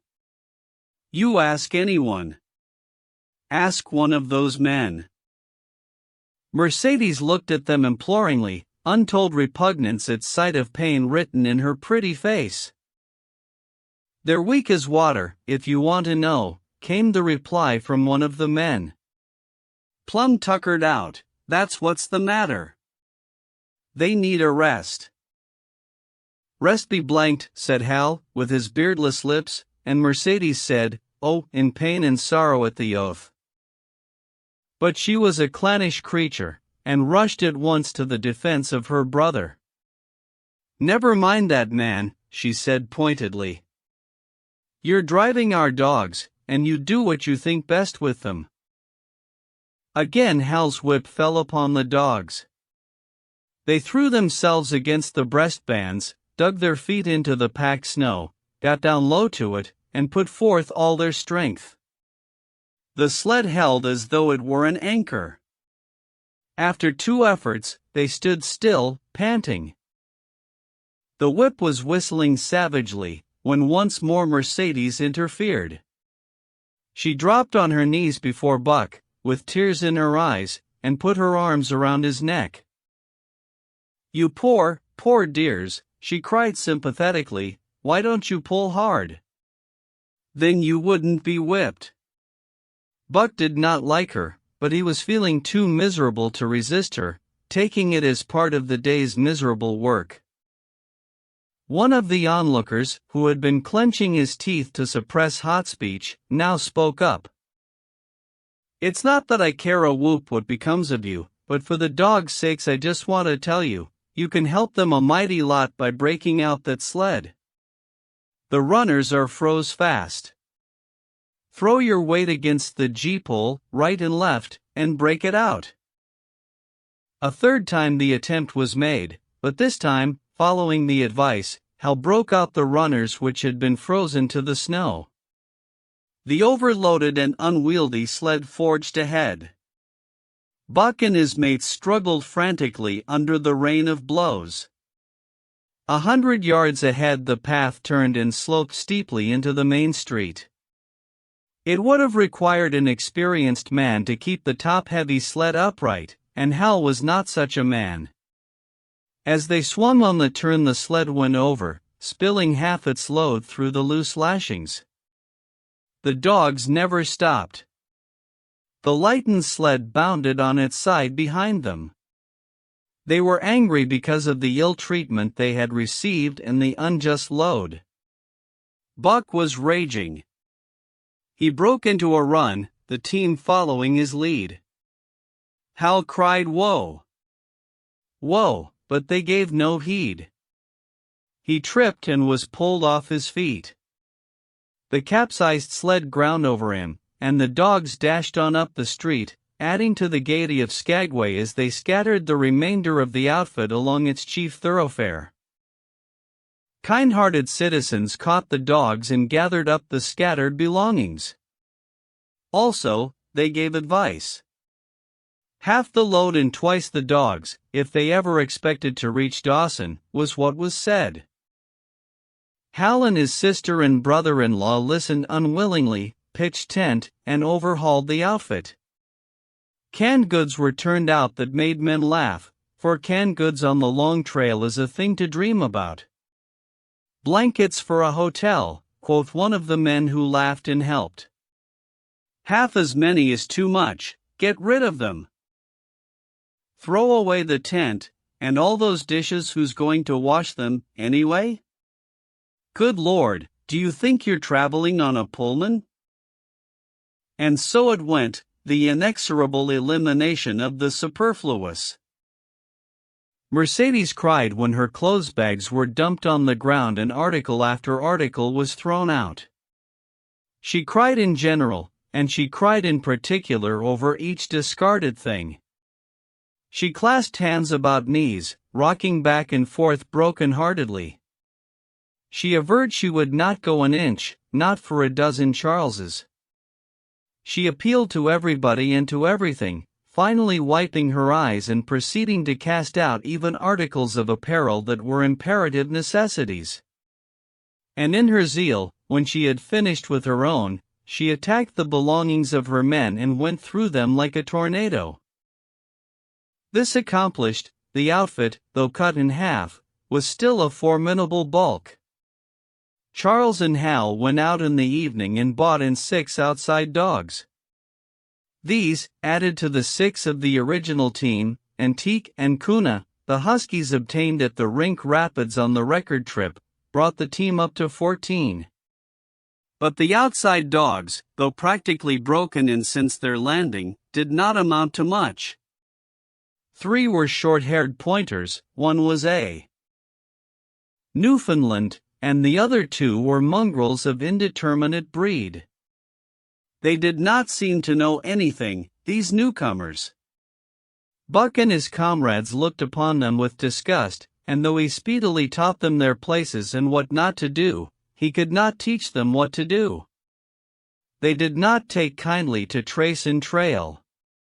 With the exception of the 2 mongrels, they were bewildered and spirit-broken by the strange savage environment in which they found themselves and by the ill treatment they had received.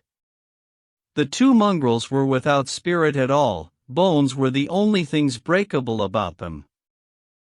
With the newcomers hopeless and forlorn, and the old team worn out by 2,500 miles of continuous trail, the outlook was anything but bright. The 2 men, however, were quite cheerful. And they were proud, too.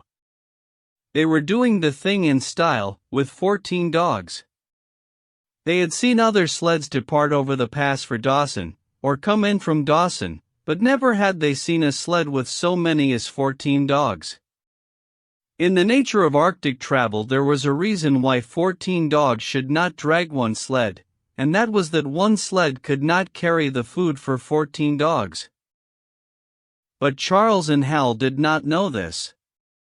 They worked the trip out with a pencil, so much to a dog, so many dogs, so many days. QED Mercedes looked over their shoulders and nodded comprehensively. It was also very simple. Late next morning, Buck led the long team up the street. There was nothing lively about it, no snap or go in him and his fellows. They were starting dead weary. For times he had covered the distance between Saltwater and Dawson, and the knowledge that, jaded and tired, he was facing the same trail once more, made him bitter. His heart was not in the work, nor was the heart of any dog. The outsides were timid and frightened, the insides without confidence in their masters. Buck felt vaguely that there was no depending upon these two men and woman. They did not know how to do anything, and as the days went by it became apparent that they could not learn. They were slack in all things, without order or discipline.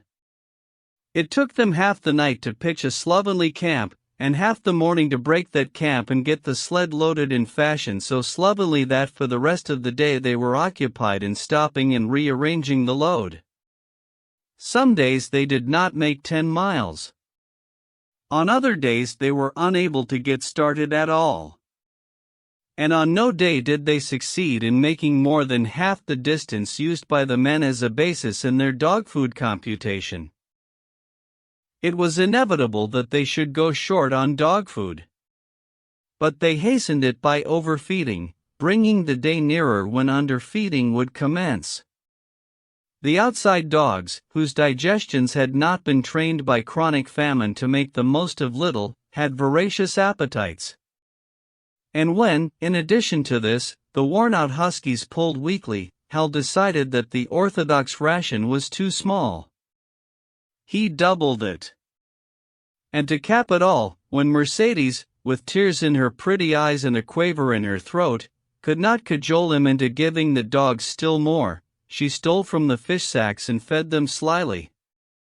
But it was not food that Buck and the huskies needed, but rest.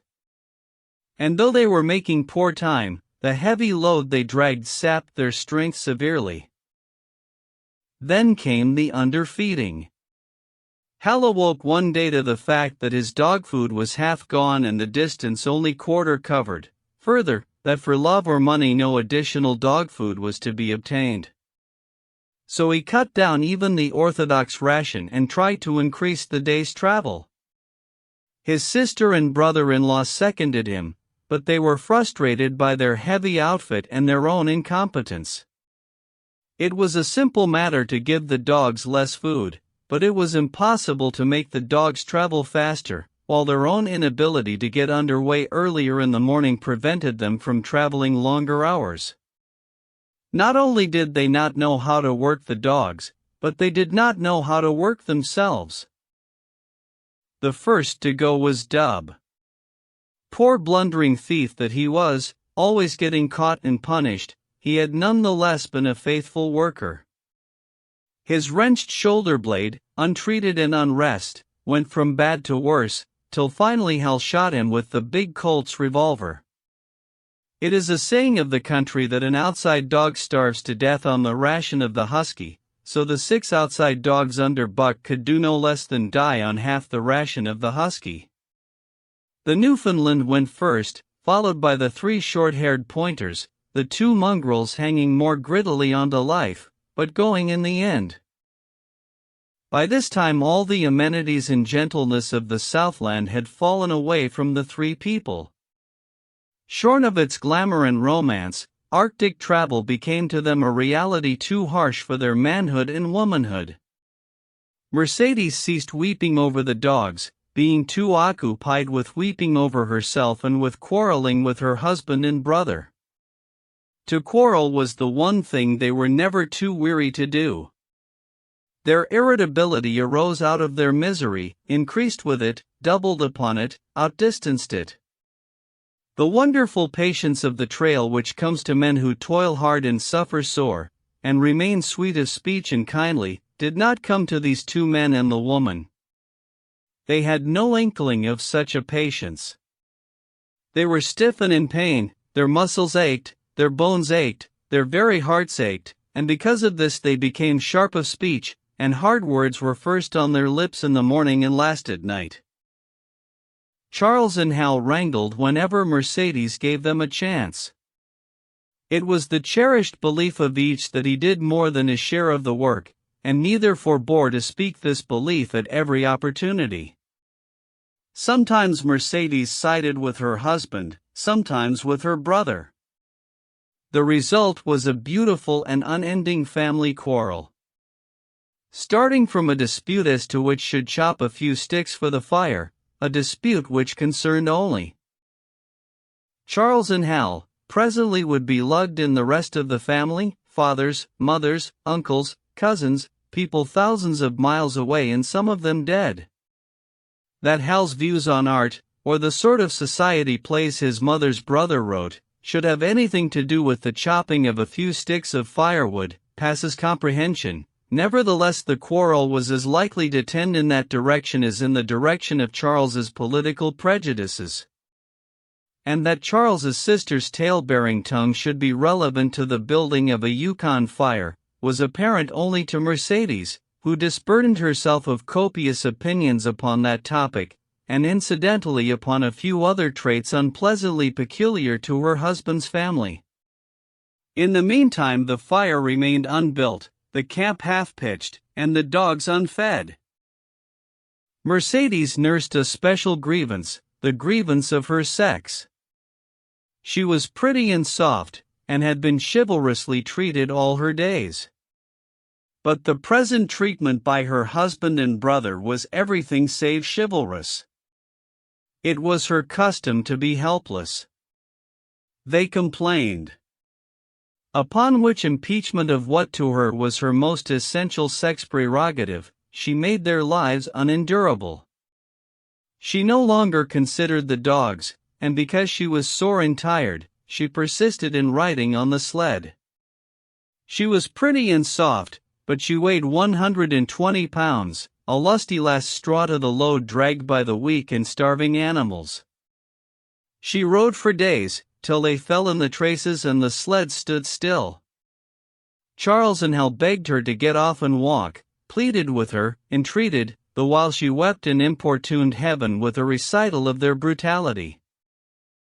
On one occasion they took her off the sled by main strength. They never did it again. She let her legs go limp like a spoiled child, and sat down on the trail. They went on their way, but she did not move. After they had traveled 3 miles they unloaded the sled, came back for her, and by main strength put her on the sled again. In the excess of their own misery they were callous to the suffering of their animals. Hal's theory, which he practiced on others, was that one must get hardened. He had started out preaching it to his sister and brother-in-law. Failing there, he hammered it into the dogs with a club. At the 5 fingers the dog food gave out, and a toothless old squaw offered to trade them a few pounds of frozen horsehide for the Colt's revolver that kept the big hunting knife company at Hal's hip. A poor substitute for food was this hide, just as it had been stripped from the starved horses of the cattlemen 6 months back. In its frozen state it was more like strips of galvanized iron, and when a dog wrestled it into his stomach it thawed into thin and innutritious leathery strings and into a mass of short hair, irritating and indigestible. And through it all Buck staggered along at the head of the team as in a nightmare. He pulled when he could no longer pull, he fell down and remained till blows from whip or club drove him to his feet again. All the stiffness and gloss had gone out of his beautiful furry coat. The hair hung down, limp and draggled, or matted with dried blood where Hal's club had bruised him.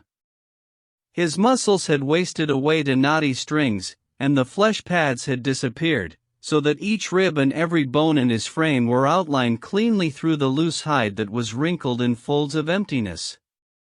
It was heartbreaking, only Buck's heart was unbreakable. The man in the red sweater had proved that. As it was with Buck, so it was with his mates. They were perambulating skeletons. There were 7 altogether, including him. In their very great misery they had become insensible to the bite of the lash or the bruise of the club. The pain of the beating was dull and distant, just as the things their eyes saw and their ears heard seemed dull and distant. They were not half living, or quarter living. They were simply so many bags of bones in which sparks of life fluttered faintly. When a halt was made, they dropped down in the traces like dead dogs, and the spark dimmed and paled and seemed to go out. And when the club or whip fell upon them, the spark fluttered feebly up, and they tottered to their feet and staggered on. There came a day when Bill Lee, the good-natured, fell and could not rise. Hal had traded off his revolver, so he took the axe and knocked Bill Lee on the head as he lay in the traces, then cut the carcass out of the harness and dragged it to one side. Buck saw, and his mates saw, and they knew that this thing was very close to them. On the next day Kuna went, and but 5 of them remained: Joe, too far gone to be malignant; Pike, crippled and limping, only half conscious and not conscious enough longer to malinger; Sol-Lex, the one-eyed, still faithful to the toil of trace and trail, and mournful in that he had so little strength with which to pull; Teek, who had not traveled so far that winter and who was now beaten more than the others because he was fresher; and Buck, still at the head of the team, but no longer enforcing discipline or striving to enforce it, blind with weakness half the time and keeping the trail by the loom of it and by the dim feel of his feet. It was beautiful spring weather, but neither dogs nor humans were aware of it. Each day the sun rose earlier and set later. It was dawn by 3 in the morning, and twilight lingered till 9 at night. The whole long day was a blaze of sunshine. The ghostly winter silence had given way to the great spring murmur of awakening life. The murmur arose from all the land, fraught with the joy of living. It came from the things that lived and moved again, things which had been as dead and which had not moved during the long months of frost. The sap was rising in the pines. The willows and aspens were bursting out in young buds. Shrubs and vines were putting on fresh garbs of green. Crickets sang in the nights, and in the days all manner of creeping, crawling things rustled forth into the sun. Partridges and woodpeckers were booming and knocking in the forest.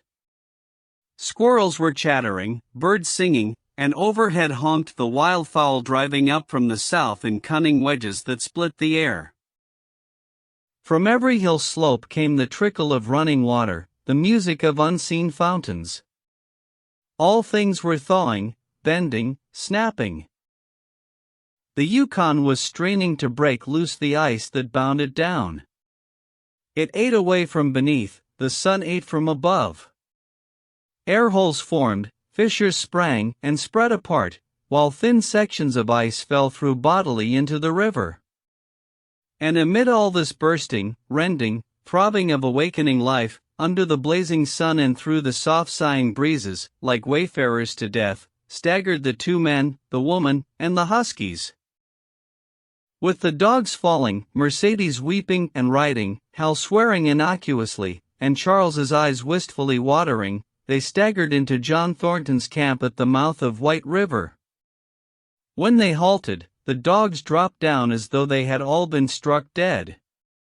Mercedes dried her eyes and looked at John Thornton. Charles sat down on a log to rest. He sat down very slowly and painstakingly because of his great stiffness. Hal did the talking. John Thornton was whittling the last touches of an axe handle he had made from a stick of birch. He whittled and listened, gave monosyllabic replies, and, when it was asked, terse advice. He knew the breed, and he gave his advice in the certainty that it would not be followed. They told us up above that the bottom was dropping out of the trail and that the best thing for us to do was to lay over, Hal said in response to Thornton's warning to take no more chances on the rotten ice. They told us we couldn't make White River, and here we are. This last with a sneering ring of triumph in it. And they told you true, John Thornton answered. The bottom's likely to drop out at any moment. Only fools, with the blind luck of fools, could have made it. I tell you straight, I wouldn't risk my carcass on that ice for all the gold in Alaska. That's because you're not a fool, I suppose, said Hal. All the same, we'll go on to Dawson. He uncoiled his whip. Get up there, Buck. Hi. Get up there. Mush on. Thornton went on whittling. It was idle, he knew, to get between a fool and his folly, while 2 or 3 fools more or less would not alter the scheme of things. But the team did not get up at the command. It had long since passed into the stage where blows were required to rouse it. The whip flashed out, here and there, on its merciless errands. John Thornton compressed his lips. Sol-Leks was the first to crawl to his feet. Teak followed. Joe came next, yelping with pain. Pike made painful efforts. Twice he fell over, when half up, and on the third attempt managed to rise. Buck made no effort. He lay quietly where he had fallen. The lash bit into him again and again, but he neither whined nor struggled. Several times Thornton started, as though to speak, but changed his mind. A moisture came into his eyes, and, as the whipping continued, he arose and walked irresolutely up and down. This was the first time Buck had failed, in itself a sufficient reason to drive Hal into a rage. He exchanged the whip for the customary club. Buck refused to move under the rain of heavier blows which now fell upon him. Like his mates, he was barely able to get up, but, unlike them, he had made up his mind not to get up. He had a vague feeling of impending doom. This had been strong upon him when he pulled into the bank, and it had not departed from him. What of the thin and rotten ice he had felt under his feet all day, it seemed that he sensed disaster close at hand, out there ahead on the ice where his master was trying to drive him. He refused to stir. So greatly had he suffered, and so far gone was he, that the blows did not hurt much. And as they continued to fall upon him, the spark of life within flickered and went down. It was nearly out. He felt strangely numb. As though from a great distance, he was aware that he was being beaten. The last sensations of pain left him. He no longer felt anything, though very faintly he could hear the impact of the club upon his body. But it was no longer his body, it seemed so far away. And then, suddenly, without warning, uttering a cry that was inarticulate and more like the cry of an animal, John Thornton sprang upon the man who wielded the club. Hal was hurled backward, as though struck by a falling tree. Mercedes screamed. Charles looked on wistfully, wiping his watery eyes, but did not get up because of his stiffness. John Thornton stood over Buck, struggling to control himself, too convulsed with rage to speak. "If you strike that dog again, I'll kill you," he at last managed to say in a choking voice. "It's my dog," Hal replied, wiping the blood from his mouth as he came back. "Get out of my way, or I'll fix you. I'm going to Dawson." Thornton stood between him and Buck, and evinced no intention of getting out of the way. Hal drew his long hunting knife. Mercedes screamed, cried, laughed, and manifested the chaotic abandonment of hysteria. Thornton rapped Hal's knuckles with the axe handle, knocking the knife to the ground. He rapped his knuckles again as he tried to pick it up. Then he stooped, picked it up himself, and with 2 strokes cut Buck's traces. Hal had no fight left in him. Besides, his hands were full with his sister, or his arms, rather, while Buck was too near dead to be of further use in hauling the sled. A few minutes later they pulled out from the bank and down the river. Buck heard them go and raised his head to see. Pike was leading, Solex was at the wheel, and between were Joe and Teak. They were limping and staggering. Mercedes was riding the loaded sled. Hal guided at the G-pole, and Charles stumbled along in the rear. As Buck watched them, Thornton knelt beside him and with rough, kindly hands searched for broken bones. By the time his search had disclosed nothing more than many bruises and a state of terrible starvation, the sled was 1/4 mile away. Dog and man watched it crawling along over the ice. Suddenly, they saw its back end drop down, as into a rut, and the G-pole, with Hal clinging to it, jerk into the air. Mercedes's scream came to their ears.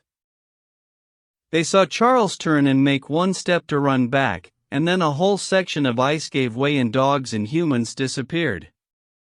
A yawning hole was all that was to be seen. The bottom had dropped out of the trail. John Thornton and Buck looked at each other. "You poor devil," said John Thornton, and Buck licked his hand. 6. For the love of a man.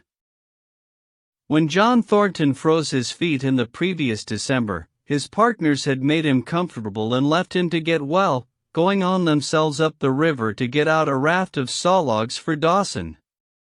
He was still limping slightly at the time he rescued Buck, but with the continued warm weather even the slight limp left him. And here, lying by the river bank through the long spring days, watching the running water, listening lazily to the songs of birds and the hum of nature, Buck slowly won back his strength.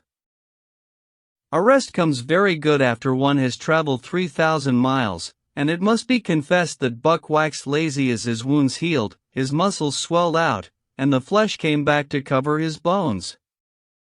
For that matter, they were all loafing, Buck, John Thornton, and Skeet and Nig, waiting for the raft to come that was to carry them down to Dawson. Skeet was a little Irish setter who early made friends with Buck, who, in a dying condition, was unable to resent her first advances. She had the doctor trait which some dogs possess, and as a mother cat washes her kittens, so she washed and cleansed Buck's wounds. Regularly, each morning, after he had finished his breakfast, she performed her self-appointed task, till he came to look for her ministrations as much as he did for Thornton's. Nig, equally friendly, though less demonstrative, was a huge black dog, half bloodhound and half deerhound, with eyes that laughed and a boundless good nature. To Buck's surprise, these dogs manifested no jealousy toward him. They seemed to share the kindliness and largeness of John Thornton. As Buck grew stronger, they enticed him into all sorts of ridiculous games, in which Thornton himself could not forbear to join, and in this fashion Buck romped through his convalescence and into a new existence.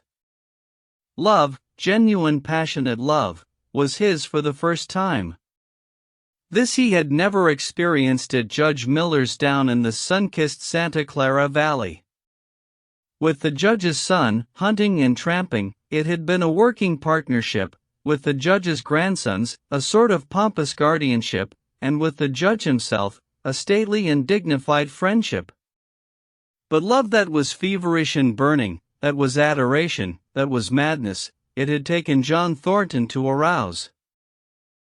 This man had saved his life, which was something, but, further, he was the ideal master. Other men saw to the welfare of their dogs from a sense of duty and business expediency. He saw to the welfare of his as if they were his own children, because he could not help it. And he saw further. He never forgot a kindly greeting or a cheering word, and to sit down for a long talk with them, Gussie called it, was as much his delight as theirs. He had a way of taking Buck's head roughly between his hands, and resting his own head upon Buck's, of shaking him back and forth, the while calling him ill names that to Buck were love names. Buck knew no greater joy than that rough embrace and the sound of murmured oaths, and at each jerk back and forth it seemed that his heart would be shaken out of his body, so great was its ecstasy. And when, released, he sprang to his feet, his mouth laughing, his eyes eloquent, his throat vibrant with unuttered sounds, and in that fashion remained without movement, John Thornton would reverently exclaim, "God, you can all but speak." Buck had a trick of love expression that was akin to hurt. He would often seize Thornton's hand in his mouth and close so fiercely that the flesh bore impress of his teeth for some time afterwards. And as Buck understood the oaths to be love words, so the man understood this feigned bite for a caress. For the most part, however, Buck's love was expressed in adoration. While he went wild with happiness when Thornton touched him or spoke to him, he did not seek these tokens.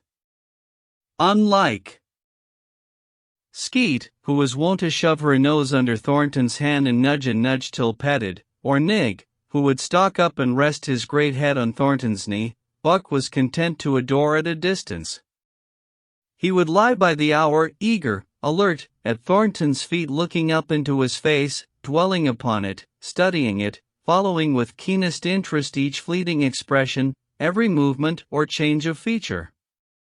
Or, as chance might have it, he would lie farther away, to the side or rear, watching the outlines of the man and the occasional movements of his body.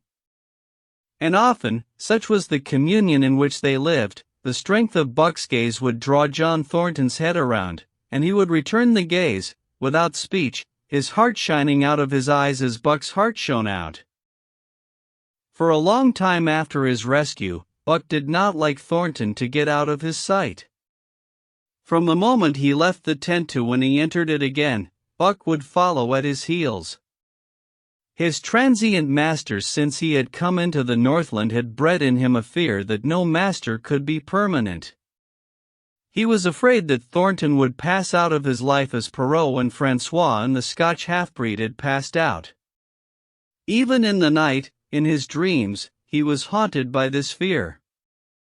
At such times he would shake off sleep and creep through the chill to the flap of the tent, or he would stand and listen to the sound of his master's breathing. But in spite of this great love he bore John Thornton, which seemed to bespeak the soft civilizing influence, the strain of the primitive, which the Northland had aroused in him, remained alive and active. Faithfulness and devotion, things born of fire and roof, were his, yet he retained his wildness and wheeliness. He was a thing of the wild, come in from the wild to sit by John Thornton's fire, rather than a dog of the soft Southland stamped with the marks of generations of civilization. Because of his very great love, he could not steal from this man, but from any man, in any other camp, he did not hesitate an instant, while the cunning with which he stole enabled him to escape detection. His face and body were scored by the teeth of many dogs, and he fought as fiercely as ever and more shrewdly. Skeet and Nig were too good-natured for quarreling. Besides, they belonged to John Thornton, but the strange dog, no matter what the breed or valor, swiftly acknowledged Buck's supremacy or found himself struggling for life with a terrible antagonist. And Buck was merciless. He had learned well the law of club and fawn, and he never forewent an advantage or drew back from a foe he had started on the way to death. He had lessoned from Spitz, and from the chief fighting dogs of the police and mail, and knew there was no middle course. He must master or be mastered, while to show mercy was a weakness. Mercy did not exist in the primordial life. It was misunderstood for fear, and such misunderstandings made for death. Kill or be killed, eat or be eaten, was the law, and this mandate, down out of the depths of time, he obeyed. He was older than the days he had seen and the breaths he had drawn. He linked the past with the present, and the eternity behind him throbbed through him in a mighty rhythm to which he swayed as the tides and seasons swayed. He sat by John Thornton's fire, a broad-breasted dog, white-fanged and long-furred, but behind him were the shades of all manner of dogs, half-wolves and wild wolves, urgent and prompting, tasting the savor of the meat he ate, thirsting for the water he drank, scenting the wind with him, listening with him and telling him the sounds made by the wild life in the forest, dictating his moods, directing his actions, lying down to sleep with him when he lay down, and dreaming with him and beyond him and becoming themselves the stuff of his dreams. So peremptorily did these shades beckon him, that each day mankind and the claims of mankind slipped farther from him.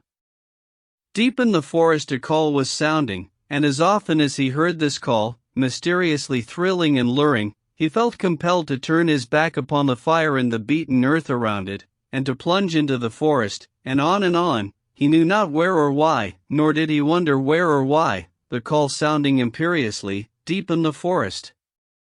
But as often as he gained the soft unbroken earth and the green shade, the love for John Thornton drew him back to the fire again. Thornton alone held him. The rest of mankind was as nothing. Chance travelers might praise or pet him, but he was cold under it all, and from a too demonstrative man he would get up and walk away.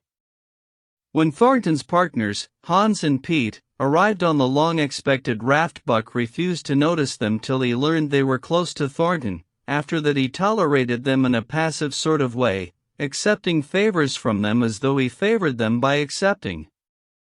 They were of the same large type as Thornton, living close to the earth, thinking simply and seeing clearly, and ere they swung the raft into the big eddy by the sawmill at Dawson, they understood Buck and his ways, and did not insist upon an intimacy such as obtained with Skeet in Nigeria. For Thornton, however, his love seemed to grow and grow. He, alone among men, could put a pack upon Buck's back in the summer traveling. Nothing was too great for Buck to do, when Thornton commanded. One day, they had grub-staked themselves from the proceeds of the raft and left Dawson for the headwaters of the Tanana. The men and dogs were sitting on the crest of a cliff which fell away, straight down, to naked bedrock 300 feet below. John Thornton was sitting near the edge, Buck at his shoulder. A thoughtless whim seized Thornton, and he drew the attention of Hans and Pete to the experiment he had in mind. "Jump, Buck," he commanded, sweeping his arm out and over the chasm. The next instant he was grappling with Buck on the extreme edge, while Hans and Pete were dragging them back into safety. "It's uncanny," Pete said, after it was over and they caught their speech. Thornton shook his head. "No, it is splendid, and it is terrible too. Do you know, it sometimes makes me afraid. I'm not hankering to be the man that lays hands on you while he's around," Pete announced conclusively, nodding his head toward Buck. "By Gingo," was Hans' contribution. "Not mineself either." It was at Circle City, ere the year was out, that Pete's apprehensions were realized. Black Burton, a man evil-tempered and malicious, had been picking a quarrel with a tenderfoot at the bar, when Thornton stepped good-naturedly between. Buck, as was his custom, was lying in a corner, head on paws, watching his master's every action. Burton struck out, without warning, straight from the shoulder. Thornton was sent spinning, and saved himself from falling only by clutching the rail of the bar. Those who were looking on heard what was neither bark nor yelp, but a something which is best described as a roar, and they saw Buck's body rise up in the air as he left the floor for Burton's throat. The man saved his life by instinctively throwing out his arm, but was hurled backward to the floor with Buck on top of him. Buck loosed his teeth from the flesh of the arm and drove in again for the throat. This time the man succeeded only in partly blocking, and his throat was torn open. Then the crowd was upon Buck, and he was driven off, but while a surgeon checked the bleeding, he prowled up and down, growling furiously, attempting to rush in, and being forced back by an array of hostile clubs. A miners' meeting, called on the spot, decided that the dog had suicide provocation, and Buck was discharged. But his reputation was made, and from that day his name spread through every camp in Alaska. Later on, in the fall of the year, he saved John Thornton's life in quite another fashion. The three partners were lining a long and narrow poling boat down a bad stretch of rapids on the 40-mile creek. Hans and Pete moved along the bank, snubbing with a thin manila rope from tree to tree, while Thornton remained in the boat, helping the descent by means of a pole, and shouting directions to the shore. Buck, on the bank, worried and anxious, kept abreast of the boat, his eyes never off his master. At a particularly bad spot where a ledge of barely submerged rocks jutted out into the river, Hans cast off the rope, and, while Thornton pulled the boat out into the stream, ran down the bank with the end in his hand to snub the boat when it had cleared the ledge. This it did, and was flying downstream in a current as swift as a mill race, when Hans checked it with the rope and checked too suddenly. The boat flirted over and snubbed into the bank bottom up, while Thornton, flung sheer out of it, was carried downstream toward the worst part of the rapids, a stretch of wild water in which no swimmer could live. Buck had sprung in on the instant, and at the end of 300 yards, amid a mad swirl of water, he overhauled Thornton. When he felt him grasp his tail, Buck headed for the bank, swimming with all his splendid strength. But the progress shoreward was slow, the progress downstream amazingly rapid. From below came the fatal roaring where the wild current went wilder and was rent in shreds and spray by the rocks which thrust through like the teeth of an enormous comb. The suck of the water as it took the beginning of the last steep pitch was frightful, and Thornton knew that the shore was impossible. He scraped furiously over a rock, bruised across a second, and struck a third with crushing force. He clutched its slippery top with both hands, releasing Buck, and above the roar of the churning water shouted, "Go, Buck! Go!" Buck could not hold his own, and swept on downstream, struggling desperately, but unable to win back. When he heard Thornton's command repeated, he partly reared out of the water, throwing his head high as though for a last look, then turned obediently toward the bank. He swam powerfully and was dragged ashore by Pete and Hans at the very point where swimming ceased to be possible and destruction began. They knew that the time a man could cling to a slippery rock in the face of that driving current was a matter of minutes, and they ran as fast as they could up the bank to a point far above where Thornton was hanging on. They attached the line with which they had been snubbing the boat to Buck's neck and shoulders, being careful that it should neither strangle him nor impede his swimming, and launched him into the stream. He struck out boldly but not straight enough into the stream. He discovered the mistake too late, when Thornton was abreast of him and a bare half-dozen strokes away while he was being carried helplessly past. Hans promptly snubbed with the rope, as though Buck were a boat. The rope thus tightening on him in the sweep of the current, he was jerked under the surface, and under the surface he remained till his body struck against the bank and he was hauled out. He was half drowned, and Hans and Pete threw themselves upon him, pounding the breath into him and the water out of him. He staggered to his feet and fell down. The faint sound of Thornton's voice came to them, and though they could not make out the words of it, they knew that he was in his extremity. His master's voice acted on Buck like an electric shock. He sprang to his feet and ran up the bank ahead of the men to the point of his previous departure. Again the rope was attached and he was launched, and again he struck out, but this time straight into the stream. He had miscalculated once, but he would not be guilty of it a second time. Hans paid out the rope, permitting no slack, while Pete kept it clear of coils. Buck held on till he was on a line straight above Thornton, then he turned, and with the speed of an express train headed down upon him. Thornton saw him coming, and, as Buck struck him like a battering ram, with the whole force of the current behind him, he reached up and closed with both arms around the shaggy neck. Hans snubbed the rope around the tree, and Buck and Thornton were jerked under the water. Strangling, suffocating, sometimes one uppermost and sometimes the other, dragging over the jagged bottom, smashing against rocks and snags, they veered into the bank. Thornton came to belly downward and being violently propelled back and forth across a drift log by Hans and Pete. His first glance was for Buck, over whose limp and apparently lifeless body Nig was setting up a howl, while Skeet was licking the wet face and closed eyes. Thornton was himself bruised and battered, and he went carefully over Buck's body, when he had been brought around, finding 3 broken ribs. "That settles it," he announced. "We camp right here." And camp they did, till Buck's ribs knitted and he was able to travel.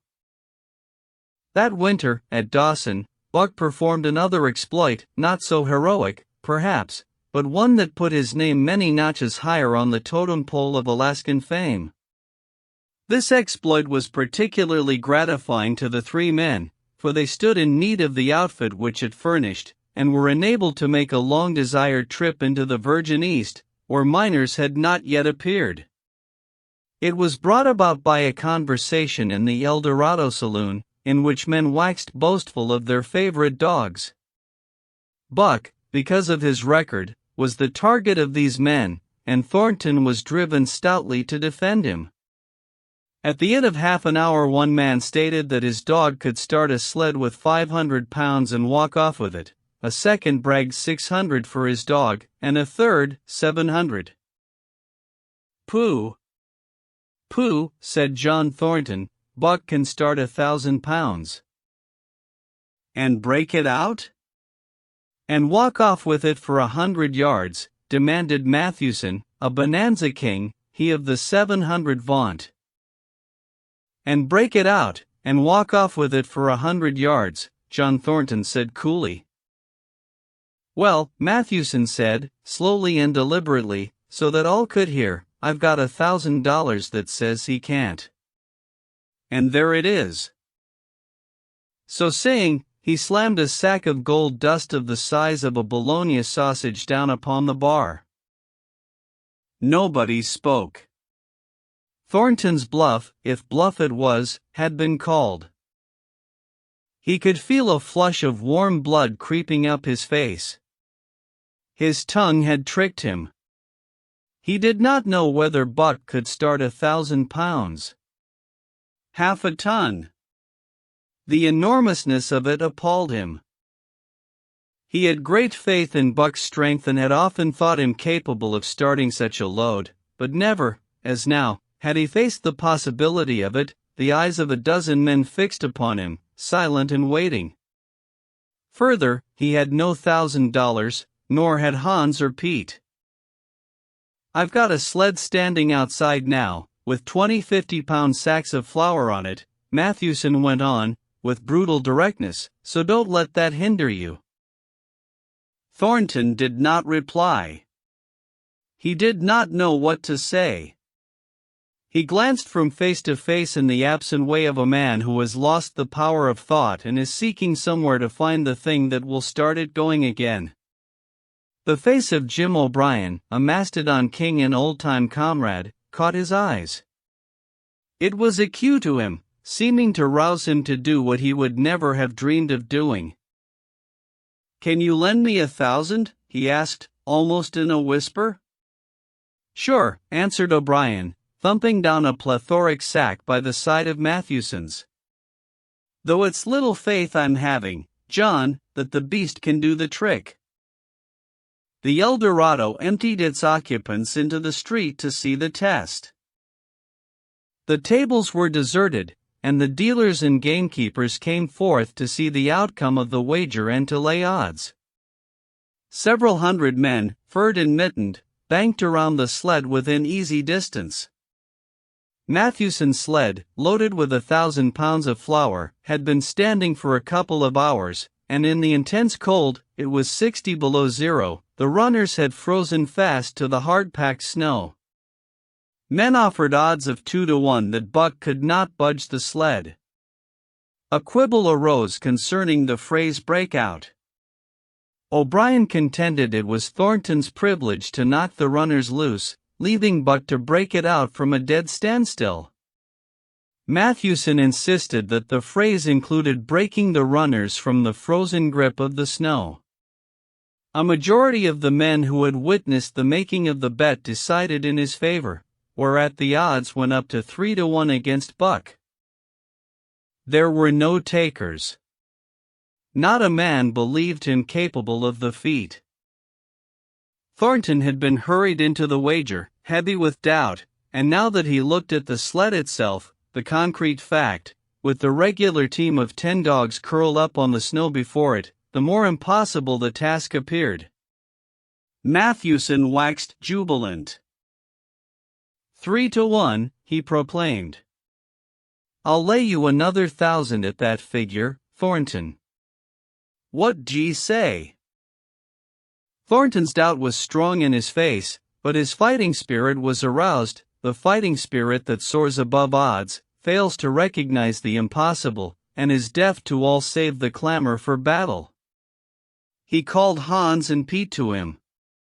Their sacks were slim, and with his own the three partners could rake together only $200. In the ebb of their fortunes, this sum was their total capital, yet they laid it unhesitatingly against Matthewson's 600. The team of 10 dogs was unhitched, and Buck, with his own harness, was put into the sled.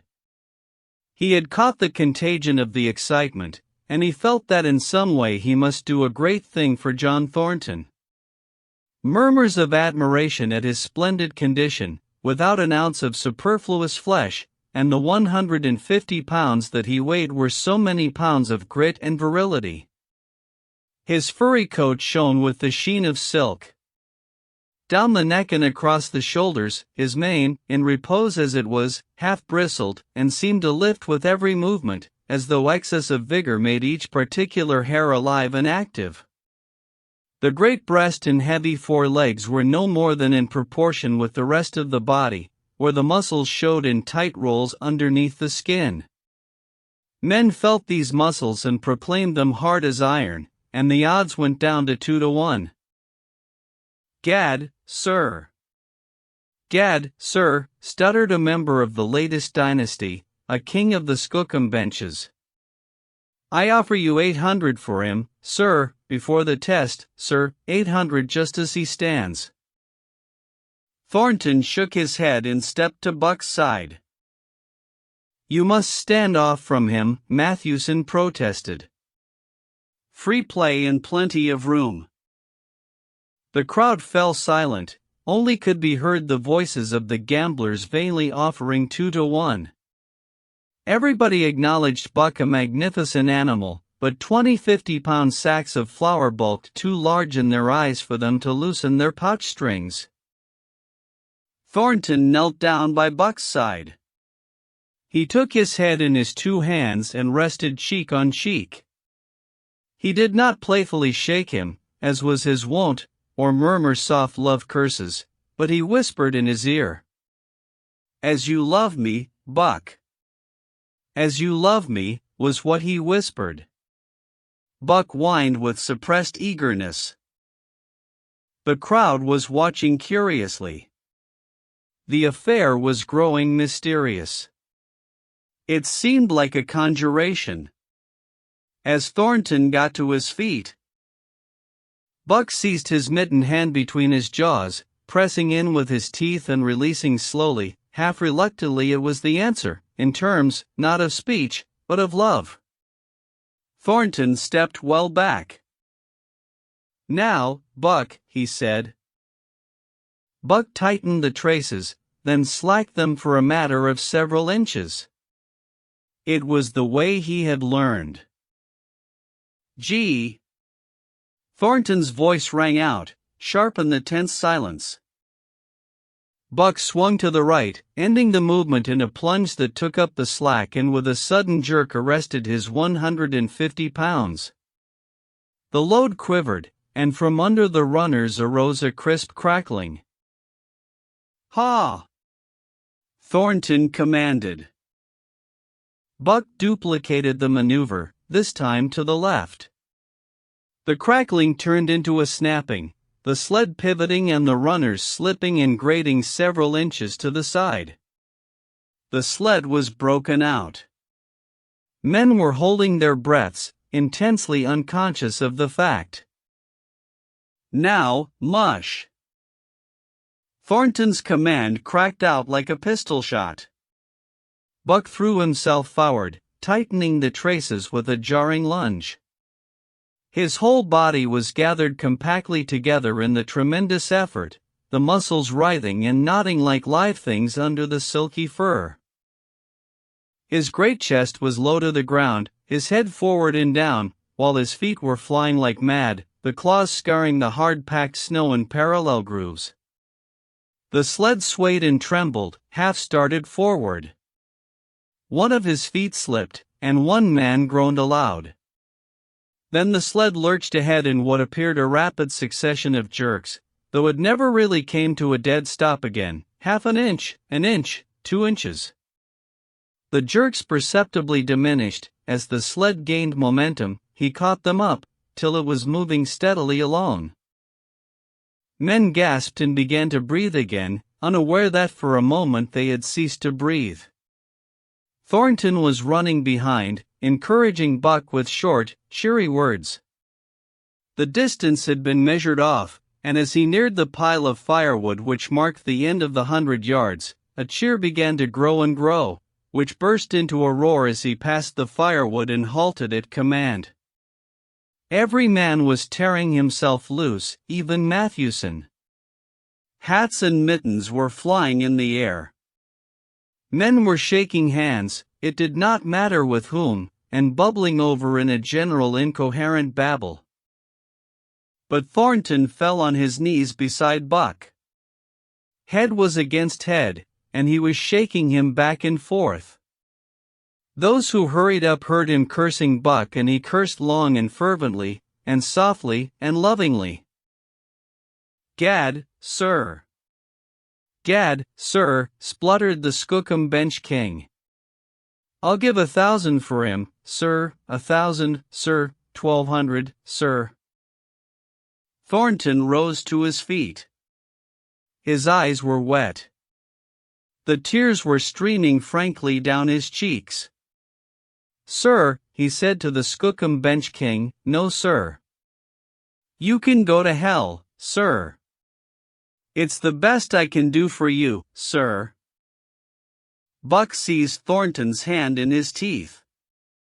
Thornton shook him back and forth. As though animated by a common impulse, the onlookers drew back to a respectful distance, nor were they again indiscreet enough to interrupt. 7. The sounding of the call. When Buck earned $1,600 in 5 minutes for John Thornton, he made it possible for his master to pay off certain debts and to journey with his partners into the East after a fabled lost mine, the history of which was as old as the history of the country. Many men had sought it, few had found it, and more than a few there were who had never returned from the quest. This lost mine was steeped in tragedy and shrouded in mystery. No one knew of the first man. The oldest tradition stopped before it got back to him. From the beginning there had been an ancient and ramshackle cabin. Dying men had sworn to it, and to the mind the sight of which had marked, clinching their testimony with nuggets that were unlike any known grade of gold in the Northland. But no living man had looted this treasure house, and the dead were dead, wherefore John Thornton and Pigeon Hans, with Buck and half a dozen other dogs, faced into the east on an unknown trail to achieve where men and dogs as good as themselves had failed. They slid 70 miles up the Yukon, swung to the left into the Stewart River, past the Mayo and the McQuestion, and held on until the Stewart itself became a streamlet, threading the upstanding peaks which marked the backbone of the continent. John Thornton asked little of man or nature. He was unafraid of the wild. With a handful of salt and a rifle he could plunge into the wilderness and fare wherever he pleased and as long as he pleased. Being in no haste, Indian fashion, he hunted his dinner in the course of the day's travel, and if he failed to find it, like the Indian, he kept on traveling, secure in the knowledge that sooner or later he would come to it. So, on this great journey into the East, straight meat was the bill of fare, ammunition and tools principally made up the load on the sled, and the time card was drawn upon the limitless future. To Buck it was boundless delight, this hunting, fishing, and indefinite wandering through strange places. For weeks at a time they would hold on steadily, day after day, and for weeks upon end they would camp, here and there, the dogs loafing and the men burning holes through frozen muck and gravel and washing countless pans of dirt by the heat of the fire. Sometimes they went hungry, sometimes they feasted riotously, all according to the abundance of game and the fortune of hunting. Summer arrived, and dogs and men, packed on their backs, rafted across blue mountain lakes, and descended or ascended unknown rivers in slender boats whipsawed from the standing forest. 2 months came and went, and back and forth they twisted through the uncharted vastness, where no men were and yet where men had been if the lost cabin were true. They went across divides in summer blizzards, shivered under the midnight sun on naked mountains between the timberline and the eternal snows, dropped into summer valleys amid swarming gnats and flies, and in the shadows of glaciers picked strawberries and flowers as ripe and fair as any the Southland could boast. In the fall of the year they penetrated a weird lake country, sad and silent, where wildfowl had been, but where then there was no life nor sign of life, only the blowing of chill winds, the forming of ice in sheltered places, and the melancholy rippling of waves on lonely beaches. And through another winter they wandered on the obliterated trails of men who had gone before. Once, they came upon a path blazed through the forest, an ancient path, and the lost cabin seemed very near. But the path began nowhere and ended nowhere, and it remained mystery, as the man who made it and the reason he made it remained mystery. Another time they chanced upon the time-graven wreckage of a hunting lodge, and amid the shreds of rotted blankets John Thornton found a long-barreled flintlock. He knew it for a Hudson Bay Company gun of the young days in the Northwest, when such a gun was worth its height in beaver skins packed flat. And that was all, no hint as to the man who in an early day had reared the lodge and left the gun among the blankets. Spring came on once more, and at the end of all their wandering they found, not the lost cabin, but a shallow place in a broad valley where the gold showed like yellow butter across the bottom of the washing pan. They sought no farther. Each day they worked to earn them thousands of dollars in clean dust and nuggets, and they worked every day. The gold was sacked in moosehide bags, 50 pounds to the bag, and piled like so much firewood outside the Spruce Ball Lodge. Like giants they toiled, days flashing on the heels of days like dreams as they heaped the treasure up. There was nothing for the dogs to do, save the hauling in of meat now and again that Thornton killed, and Buck spent long hours musing by the fire. The vision of the short-legged hairy man came to him more frequently now that there was little work to be done, and often, blinking by the fire, Buck wandered with him in that other world which he remembered. The salient thing of this other world seemed fear.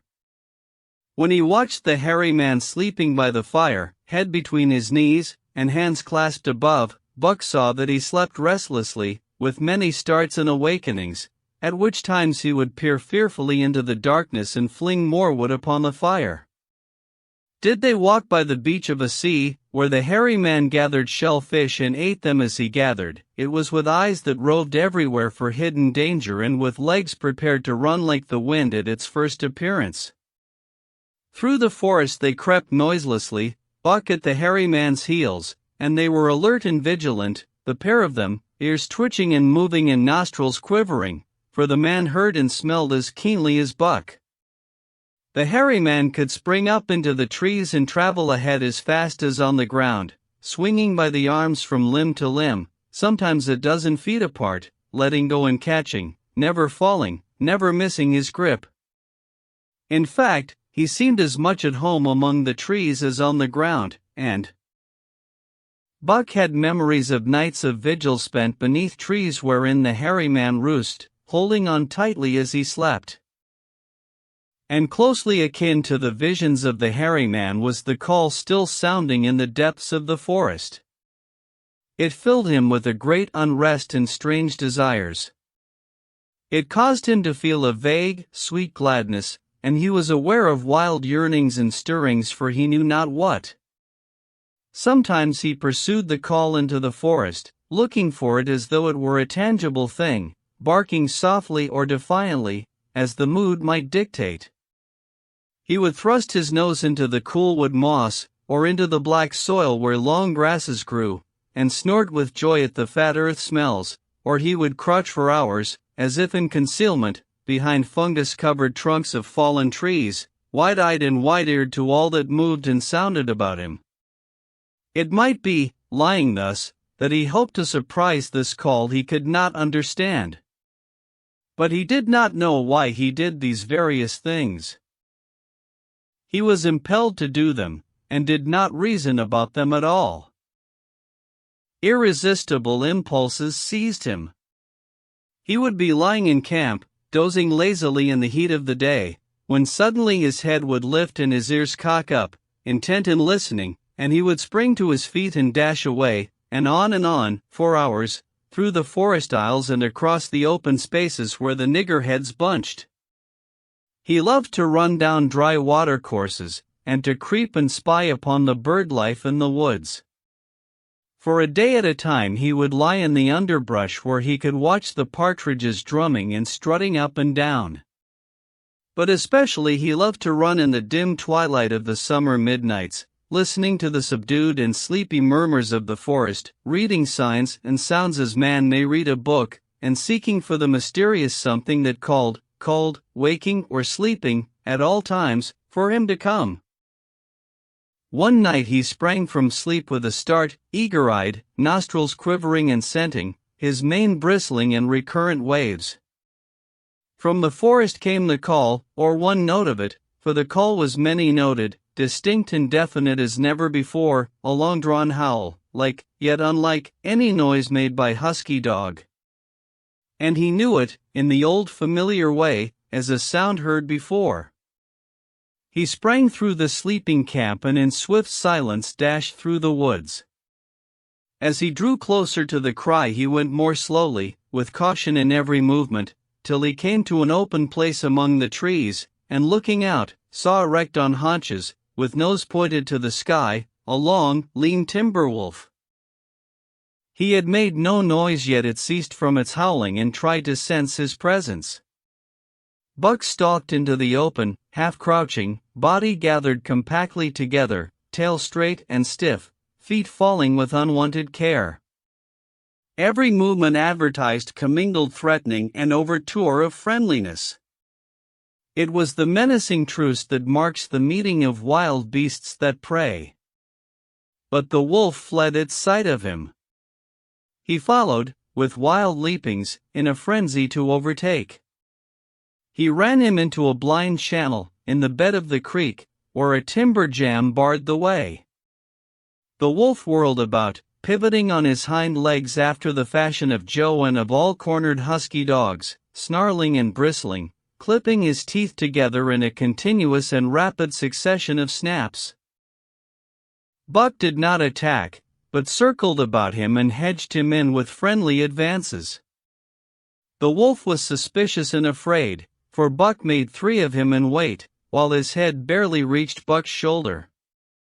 Watching his chance, he darted away, and the chase was resumed. Time and again he was cornered, and the thing repeated, though he was in poor condition, or Buck could not so easily have overtaken him. He would run till Buck's head was even with the flank, when he would whirl around at bay, only to dash away again at the first opportunity. But in the end Buck's pertinacity was rewarded, for the wolf, finding that no harm was intended, finally sniffed noses with him. Then they became friendly, and played about in the nervous, half-coy way with which fierce beasts belie their fierceness. After some time of this the wolf started off at an easy lope in a manner that plainly showed he was going somewhere.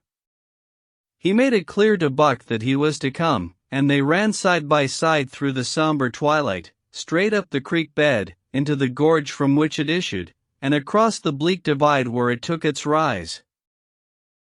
On the opposite slope of the watershed they came down into a level country where were great stretches of forest and many streams, and through these great stretches they ran steadily, hour after hour, the sun rising higher and the day growing warmer. Buck was wildly glad. He knew he was at last answering the call, running by the side of his wood brother toward the place from where the call surely came. Old memories were coming upon him fast, and he was stirring to them as of old he stirred to the realities of which they were the shadows. He had done this thing before, somewhere in that other and dimly remembered world, and he was doing it again, now, running free in the open, the unpacked earth underfoot, the wide sky overhead. They stopped by a running stream to drink, and, stopping, Buck remembered John Thornton. He sat down. The wolf started on toward the place from where the call surely came, then returned to him, sneeing noses and making actions as though to encourage him. But Buck returned about and started slowly on the back track. For the better part of an hour the wild brother ran by his side, whining softly. Then he sat down, pointed his nose upward, and howled. It was a mournful howl, and as Buck held steadily on his way he heard it grow faint and fainter until it was lost in the distance. John Thornton was eating dinner when Buck dashed into camp and sprang upon him in a frenzy of affection, overturning him, scrambling upon him, licking his face, biting his hand, playing the general tomfool, as John Thornton characterized it, the while he shook Buck back and forth and cursed him lovingly. For 2 days and nights Buck never left camp, never let Thornton out of his sight. He followed him about his work, watching him while he ate, saw him into his blankets at night and out of them in the morning. But after 2 days the call in the forest began to sound more imperiously than ever. Buck's restlessness came back on him, and he was haunted by recollections of the wild brother, and of the smiling land beyond the divide and the run side by side through the wide forest stretches. Once again he took to wandering in the woods, but the wild brother came no more, and though he listened through long vigils, the mournful howl was never raised. He began to sleep out at night, staying away from camp for days at a time, and once he crossed the divide at the head of the creek and went down into the land of timber and streams. There he wandered for a week, seeking vainly for fresh signs of the wild brother, killing his meat as he traveled and traveling with the long, easy lope that seems never to tire. He fished for salmon in a broad stream that emptied somewhere into the sea, and by this stream he killed a large black bear, blinded by the mosquitoes while likewise fishing, and raging through the forest helpless and terrible. Even so, it was a hard fight, and it aroused the last latent remnants of Buck's ferocity. And 2 days later, when he returned to his kill and found a dozen wolverines quarreling over the spoil, He scattered them like chaff, and those that fled left two behind who would quarrel no more. The blood longing became stronger than ever before. He was a killer, a thing that preyed, living on the things that lived, unaided, alone, by virtue of his own strength and prowess, surviving triumphantly in a hostile environment where only the strong survived. Because of all this, he became possessed of a great pride in himself, which communicated itself like a contagion to his physical being. It advertised itself in all his movements, was apparent in the play of every muscle, spoke plainly as speech in the way he carried himself, and made his glorious furry coat if anything more glorious. But for the stray brown on his muzzle and above his eyes, and for the splash of white hair that ran midmost down his chest, he might well have been mistaken for a gigantic wolf, larger than the largest of the breed. From his Saint Bernard father he had inherited size and weight, but it was his shepherd mother who had given shape to that size and weight.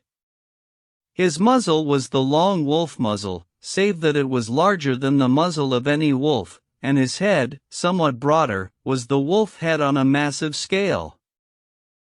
His cunning was wolf cunning, and the wild cunning, his intelligence, shepherd intelligence, and Saint Bernard intelligence, and all this, plus an experience gained in the fiercest of schools, made him as formidable a creature as any that roamed the wild. A carnivorous animal, living on a straight meat diet, he was in full flower, at the high tide of his life, overspilling with vigor and virility. When Thornton passed a caressing hand along his back, a snapping and cracking followed the hand, each hair discharging its pent magnetism at the contact. Every part, brain and body, nerve tissue and fiber, was keyed to the most exquisite pitch, and between all the parts there was a perfect equilibrium or adjustment. To sights and sounds and events which required action, he responded with lightning-like rapidity. Quickly as a husky dog could leap to defend from attack or to attack, he could leap twice as quickly. He saw the movement, or heard the sound, and responded in less time than another dog required to compass the mere seeing or hearing. He perceived and determined and responded in the same instant. In point of fact, the three actions of perceiving, determining, and responding were sequential, but so infinitesimal were the intervals of time between them that they appeared simultaneous. His muscles were surcharged with vitality, and snapped into place sharply, like steel springs. Life streamed through him in splendid flood, glad and rampant, until it seemed that it would burst him asunder in sheer ecstasy and pour forth generously over the world. "Never was there such a dog," said John Thornton one day as the partners watched Buck marching out of camp. "When he was made, the mold was broke," said Pete. "Py jingo. It ain't so mineself, Hanser med." They saw him marching out of camp, but they did not see the instant and terrible transformation which took place as soon as he was within the secrecy of the forest.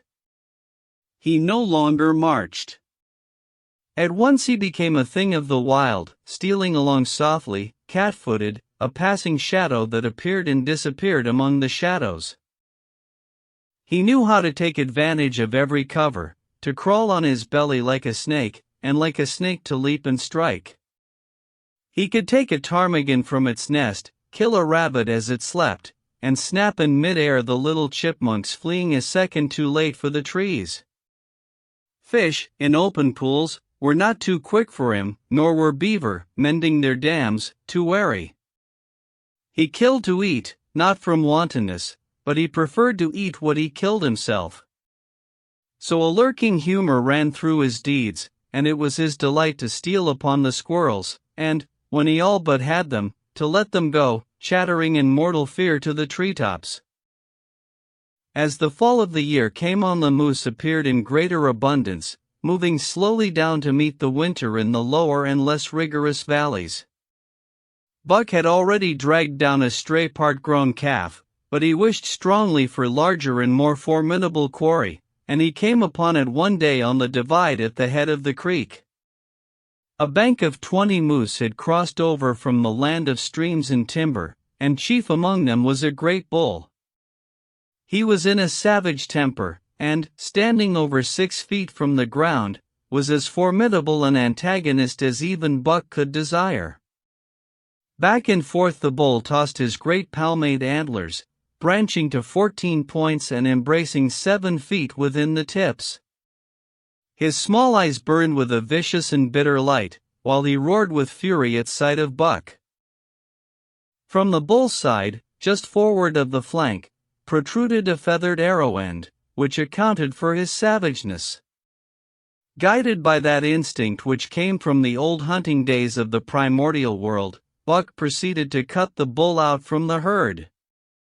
It was no slight task. He would bark and dance about in front of the bull, just out of reach of the great antlers and of the terrible splay hoofs which could have stamped his life out with a single blow. Unable to turn his back on the fanged danger and go on, the bull would be driven into paroxysms of rage. At such moments he charged Buck, who retreated craftily, luring him on by a simulated inability to escape. But when he was thus separated from his fellows, 2 or 3 of the younger bulls would charge back upon Buck and enable the wounded bull to rejoin the herd. There is a patience of the wild, dogged, tireless, persistent as life itself, that holds motionless for endless hours the spider in its web, the snake in its coils, the panther in its ambuscade. This patience belongs peculiarly to life when it hunts its living food, and it belonged to Buck as he clung to the flank of the herd, retarding its march, irritating the young bulls, worrying the cows with their half-grown calves, and driving the wounded bull mad with helpless rage. For half a day this continued. Buck multiplied himself, attacking from all sides, enveloping the herd in a whirlwind of menace, cutting out his victim as fast as it could rejoin its mates, wearing out the patience of creatures preyed upon, which is a lesser patience than that of creatures preying. As the day wore along and the sun dropped to its bed in the northwest, the darkness had come back and the fall nights were 6 hours long. The young bulls retraced their steps more and more reluctantly to the aid of their beset leader. The downcoming winter was harrying them on to the lower levels, and it seemed they could never shake off this tireless creature that held them back. Besides, it was not the life of the herd, or of the young bulls, that was threatened. The life of only one member was demanded, which was a remoter interest than their lives, and in the end they were content to pay the toll. As twilight fell, the old bull stood with lowered head, watching his mates, the cows he had known, the calves he had fathered, the bulls he had mastered, as they shambled on at a rapid pace through the fading light. He could not follow, for before his nose leaped the merciless fanged terror that would not let him go. 300 weighed more than half a ton he weighed. He had lived a long, strong life, full of fight and struggle, and at the end he faced death at the teeth of a creature whose head did not reach beyond his great knuckled knees. From then on, night and day, Buck never left his prey, never gave it a moment's rest, never permitted it to browse the leaves of the trees or the shoots of young birch and willow. Nor did he give the wounded bull opportunity to slake his burning thirst in the slender trickling streams they crossed.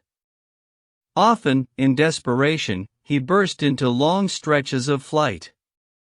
At such times Buck did not attempt to stay him, but loped easily at his heels, satisfied with the way the game was played, lying down when the moose stood still, attacking him fiercely when he strove to eat or drink. The great head drooped more and more under its tree of horns, and the shambling trot grew weaker and weaker. He took to standing for long periods, with nose to the ground and dejected ears dropped limply, and Buck found more time in which to get water for himself and in which to rest.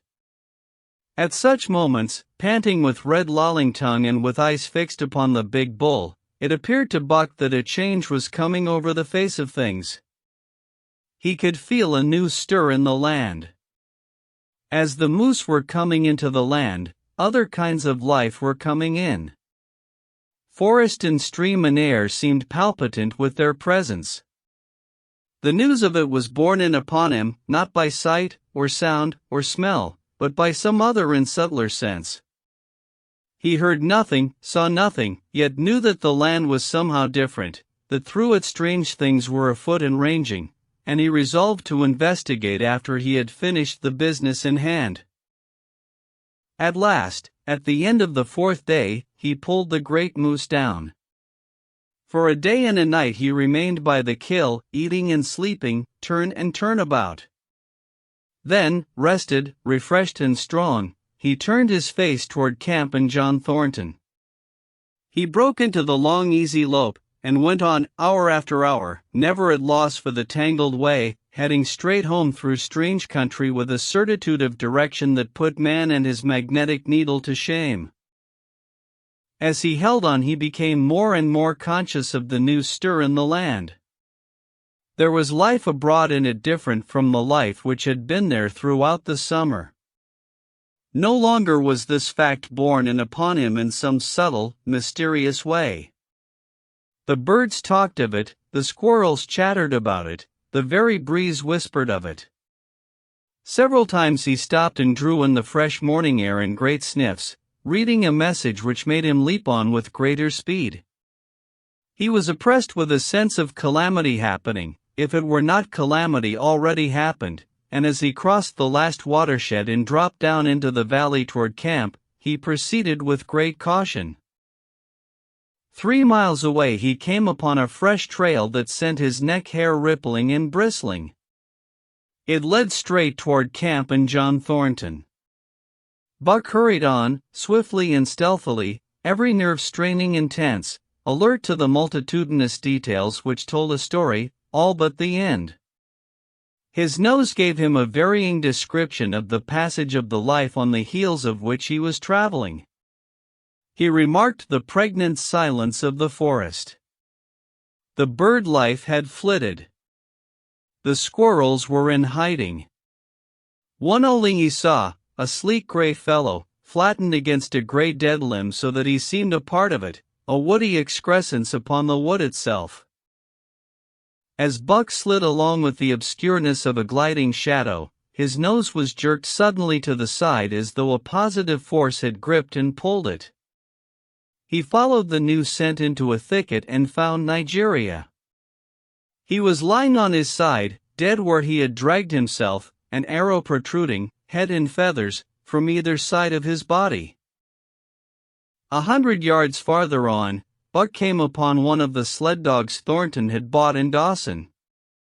This dog was thrashing about in a death struggle, directly on the trail, and Buck passed around him without stopping. From the camp came the faint sound of many voices, rising and falling in a sing-song chant. Bellying forward to the edge of the clearing, he found Hans, lying on his face, feathered with arrows like a porcupine. At the same instant Buck peered out where the spruce bough lodge had been and saw what made his hair leap straight up on his neck and shoulders. A gust of overpowering rage swept over him. He did not know that he growled, but he growled aloud with a terrible ferocity. For the last time in his life he allowed passion to usurp cunning and reason, and it was because of his great love for John Thornton that he lost his head. The Yeehats were dancing about the wreckage of the Spruce Bough Lodge when they heard a fearful roaring and saw rushing upon them an animal the like of which they had never seen before.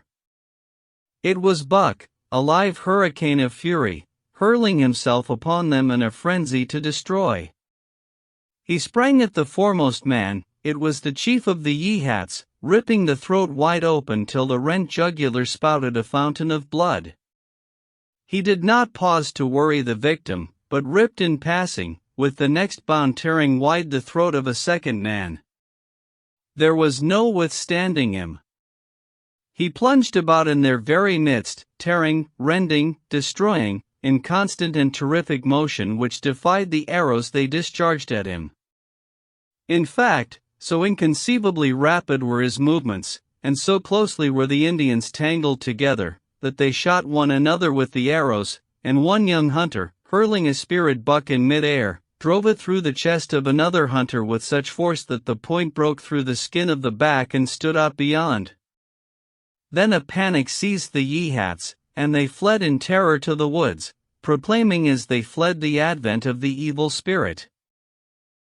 And truly Buck was the fiend incarnate, raging at their heels and dragging them down like deer as they raced through the trees. It was a fateful day for the Yeehats. They scattered far and wide over the country, and it was not till a week later that the last of the survivors gathered together in a lower valley and counted their losses. As for Buck, wearying of the pursuit, he returned to the desolated camp. He found Pete where he had been killed in his blankets in the first moment of surprise. Thornton's desperate struggle was fresh written on the earth, and Buck scented every detail of it down to the edge of a deep pool. By the edge, head and 4 feet in the water, lay Skeet, faithful to the last.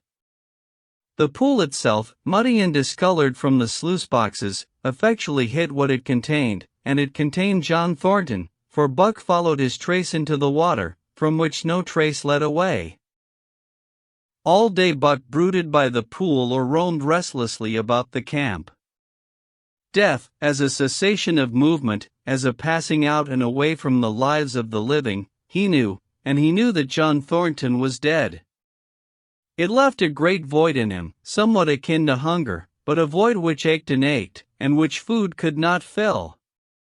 At times when he paused to contemplate the carcasses of the Yeehats, he forgot the pain of it, and at such times he was aware of a great pride in himself, a pride greater than any he had yet experienced.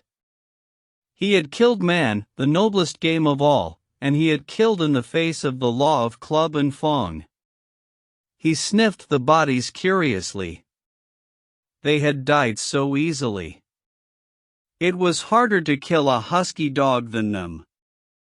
They were no match at all, were it not for their arrows and spears and clubs. Thenceforward he would be unafraid of them except when they bore in their hands their arrows, spears, and clubs. Night came on, and a full moon rose high over the trees into the sky, lighting the land till it lay bathed in ghostly day.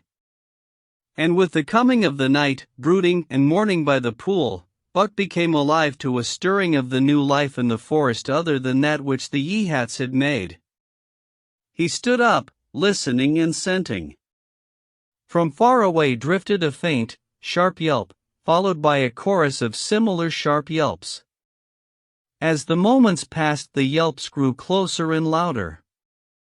Again Buck knew them as things heard in that other world which persisted in his memory. He walked to the center of the open space and listened. It was the call, the many-noted call, sounding more luringly and compellingly than ever before. And as never before, he was ready to obey. John Thornton was dead. The last tie was broken. Man and the claims of man no longer bound him. Hunting their living meat, as the Yeehats were hunting it, on the flanks of the migrating moose, the wolf pack had at last crossed over from the land of streams and timber and invaded Buck's Valley. Into the clearing where the moonlight streamed, they poured in a silvery flood, and in the center of the clearing stood Buck, motionless as a statue, waiting their coming. They were awed, so still and large he stood, and a moment's pause fell, till the boldest one leaped straight for him. Like a flash Buck struck, breaking the neck. Then he stood, without movement, as before, the stricken wolf rolling in agony behind him. 3 others tried it in sharp succession, and one after the other they drew back, streaming blood from slashed throats or shoulders. This was sufficient to fling the whole pack forward, pell-mell, crowded together, blocked and confused by its eagerness to pull down the prey. Buck's marvelous quickness and agility stood him in good stead. Pivoting on his hind legs, and snapping and gashing, he was everywhere at once, presenting a front which was apparently unbroken, so swiftly did he whirl and guard from side to side. But to prevent them from getting behind him, he was forced back, down past the pool and into the creek bed, till he brought up against a high gravel bank. He worked along to a right angle in the bank which the men had made in the course of mining, and in this angle he came to bay, protected on 3 sides and with nothing to do but face the front. And so well did he face it, that at the end of half an hour the wolves drew back discomfited. The tongues of all were out and lolling, the white fangs showing cruelly white in the moonlight. Some were lying down with heads raised and ears pricked forward, others stood on their feet, watching him, and still others were lapping water from the pool. One wolf, long and lean and gray, advanced cautiously, in a friendly manner, and Buck recognized the wild brother with whom he had run for a night and day. He was whining softly and, as Buck whined, they touched noses. Then an old wolf, gaunt and battle-scarred, came forward. Buck writhed his lips into the preliminary of a snarl, but sniffed noses with him. Whereupon the old wolf sat down, pointed nose at the moon, and broke out the long wolf howl. The others sat down and howled. And now the call came to Buck in unmistakable accents. He, too, sat down and howled. This over, he came out of his angle and the pack crowded around him, sneeing in half-friendly, half-savage manner. The leaders lifted the yelp of the pack and sprang away into the woods. The wolves swung in behind yelping in chorus. And Buck ran with them, side by side with the wild brother, yelping as he ran. And here may well end the story of Buck. The years were not many when the Yeehats noted a change in the breed of timber wolves, for some were seen with splashes of brown on head and muzzle, and with a rift of white centering down the chest. But more remarkable than this, the Yeehats tell of a ghost dog that runs at the head of the pack. They are afraid of this ghost dog, for it is cunning greater than they, stealing from their camps in fierce winters, robbing their traps, slaying their dogs, and defying the bravest hunters. Nay, the tale grows worse. Hunters there are who fail to return to the camp, and hunters there have been whom their tribesmen found with throats slashed cruelly open and with wolf prints about them and the snow greater than the prints of any wolf. Each fall, when the Yeehats follow the movement of the moose, there is a certain valley which they never enter. And women there are who become sad when the word goes over the fire of how the evil spirit came to select that valley for an abiding place. In the summers there is one visitor, however, to that valley, of which the Yeehats do not know. It is a great, gloriously coated wolf, like, and yet unlike, all other wolves. He crosses alone from the smiling timberland and comes down into an open space among the trees. Here a yellow stream flows from rotted moosehide sacks and sinks into the ground, with long grasses growing through it and vegetable mold overrunning it and hiding its yellow from the sun, and here he muses for a time, howling once, long and mournfully, ere he departs. But he is not always alone.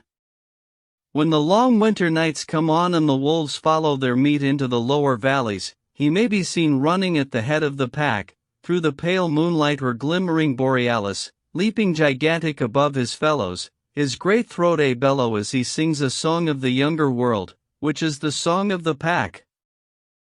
Finus. About the author. Jack London, 1876–1916, was an American novelist, journalist, and adventurer whose life was as daring as the stories he wrote. Born into poverty in San Francisco, he worked as a sailor, laborer, and prospector before finding his voice as a writer. His experiences in the harsh northern wilderness during the Klondike Gold Rush inspired some of his greatest works, including The Call of the Wild, White Fang, and To Build a Fire. London's writing is defined by realism, vivid adventure, and an unflinching portrayal of human and animal struggle. Beneath his tales of endurance lies a deep respect for nature and a fascination with the instincts that drive all living things. Though his life was brief, His impact endures. Jack London remains one of the most widely read and influential authors of the early 20th century, a voice that continues to remind readers of the wildness and wonder within us all. Copyright 2025, Pigeon Publishing House. All rights reserved to the narration and audio production. Pigeon Publishing House is an independent label dedicated to public domain works. Public domain text used with attribution. Unauthorized reproduction or distribution of this recording is prohibited. Pigeon Publishing House presented The Call of the Wild. Author, Jack London. Thank you for listening to this audiobook. We hope you enjoyed it.